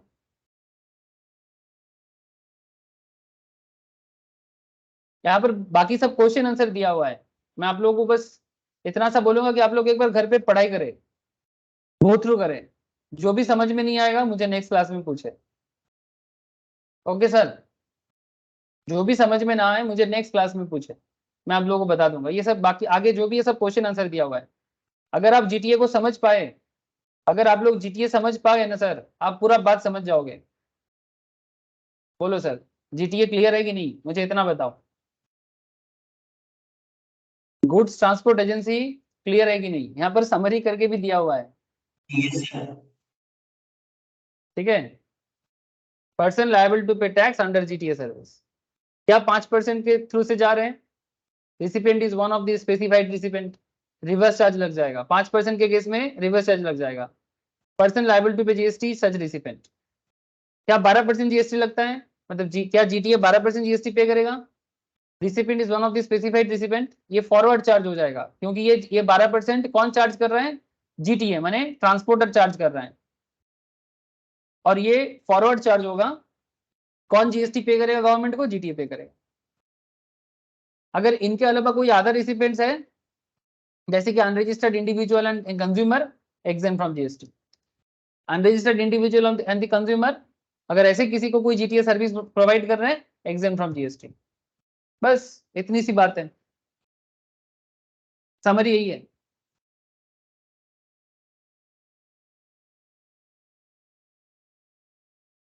अब मैंने आपको क्या किया सर, आज मैं आपको लंबा सा लिस्ट पढ़ाया सर्विस का, जो एग्जेम्प्टेड जो आरसीएम में चार्ज होता है, रिवर्स चार्ज मैकेनिज्म में चार्ज होता है, और मैंने आपको स्पेसिफिकली जीटीए के ऊपर बात किया, स्पेसिफिकल बात जीटीए के ऊपर किया, और बाकी मैंने नंबर ऑफ बहुत सारे नाम लिया आपके सामने कि कहाँ जीटीए मतलब आरसीएम कॉन्सेप्ट एप्लीकेबल होते हैं। नेक्स्ट क्लास में ऐसे और भी चीजें मैं आपको डिटेल्स में बोलूंगा जो इंपॉर्टेंट माना जाता है। Person liable to pay GST on renting of motor vehicle service, ठीक है। Taxability of remuneration paid to the director, important है। ई कॉमर्स ऑपरेटर, ठीक है। आप लोग प्लीज खुद भी गो थ्रू कर सकते हो, क्योंकि आइडिया लग गया आप लोगों को कि कौन है ये लोग और क्या बोलना चाह रहे हैं, ठीक है। अगर आप इतना सा गो थ्रू कर लोगे तो काम मेरा भी थोड़ा आसान हो जाएगा, आप लोग अभी कंप्लीशन में आ जाएंगे। रियल एस्टेट सेक्टर का एक ऑलरेडी आइडिया मैं दे दिया, फिर से मुझे थोड़ा सा मौका मिलेगा रियल एस्टेट के बारे में बताने का, मैं नेक्स्ट क्लास में बताऊंगा रियल एस्टेट सेक्टर। और ये कंप्लीट हो जाएगा ना, तो नेक्स्ट क्लास का मेन टॉपिक रहेगा sir composition levy. Another VVIP point है सर, कॉम्पोजिशन लेवी, ठीक है, बहुत इंपॉर्टेंट टॉपिक है। तो मैं आशा करूंगा कि कॉम्पोजिशन से पहले तक का सारा पॉइंट आप एक बार कवर करके रखें। नोट्स अगर अभी तक मैंने नहीं दिया, प्लीज मेरे से कलेक्ट कर लो चार्ट्स का, और प्लीज कॉम्पोजिशन के पहले तक का सारा पॉइंट एक बार कवर कर लो, सारा एग्जाम्पल पढ़ लो, सारा सेक्शन को गो थ्रू कर लो। कोई डाउट है पूछो, क्वेश्चन आंसर से देखो क्या क्या क्वेश्चन आ रहा है, पढ़ के समझ में ना आए फिर भी पूछो, ठीक है। जहां दिक्कत होगा सामने आओ, आके पूछ के जाओ, ऑनलाइन में व्हाट्सएप में पूछ लो, बता दूंगा सर, ठीक है। समझ में आ रहा है ना सर?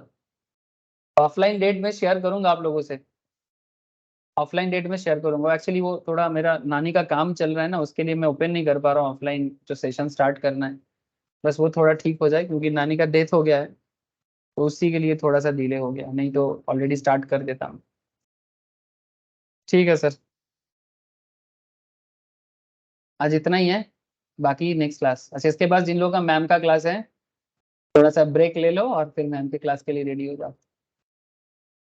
আচ্ছা কোনিকা, অফলাইন আসতে হবে কিনা আমি একটু পরে জানিয়ে দিচ্ছি হ্যাঁ হোয়াটসঅ্যাপে। Okay sir.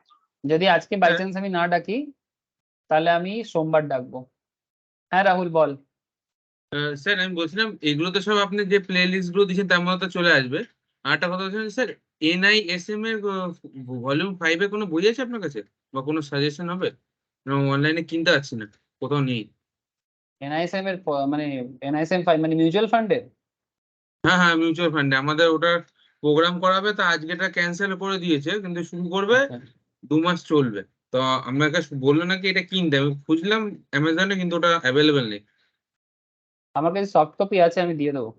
যদি Okay, sir, ডিটেলস হ্যাঁ। যদি ডিটেলস মিউচুয়াল ফান্ড পড়তে চাস সেটা আলাদা কথা, আর যদি এমনি শুধু সফট কপি চাস আমি দিয়ে দেবো। ওকে, আমাকে থ্যাংক ইউ। আমাকে একটা হোয়াটসঅ্যাপ করে রাখিস, আমি দিয়ে দেবো। আচ্ছা আচ্ছা, ঠিক আছে, thank you. Okay Thank you, sir. Bye sir. Okay sir, bye. Thank you, sir. Thank you sir.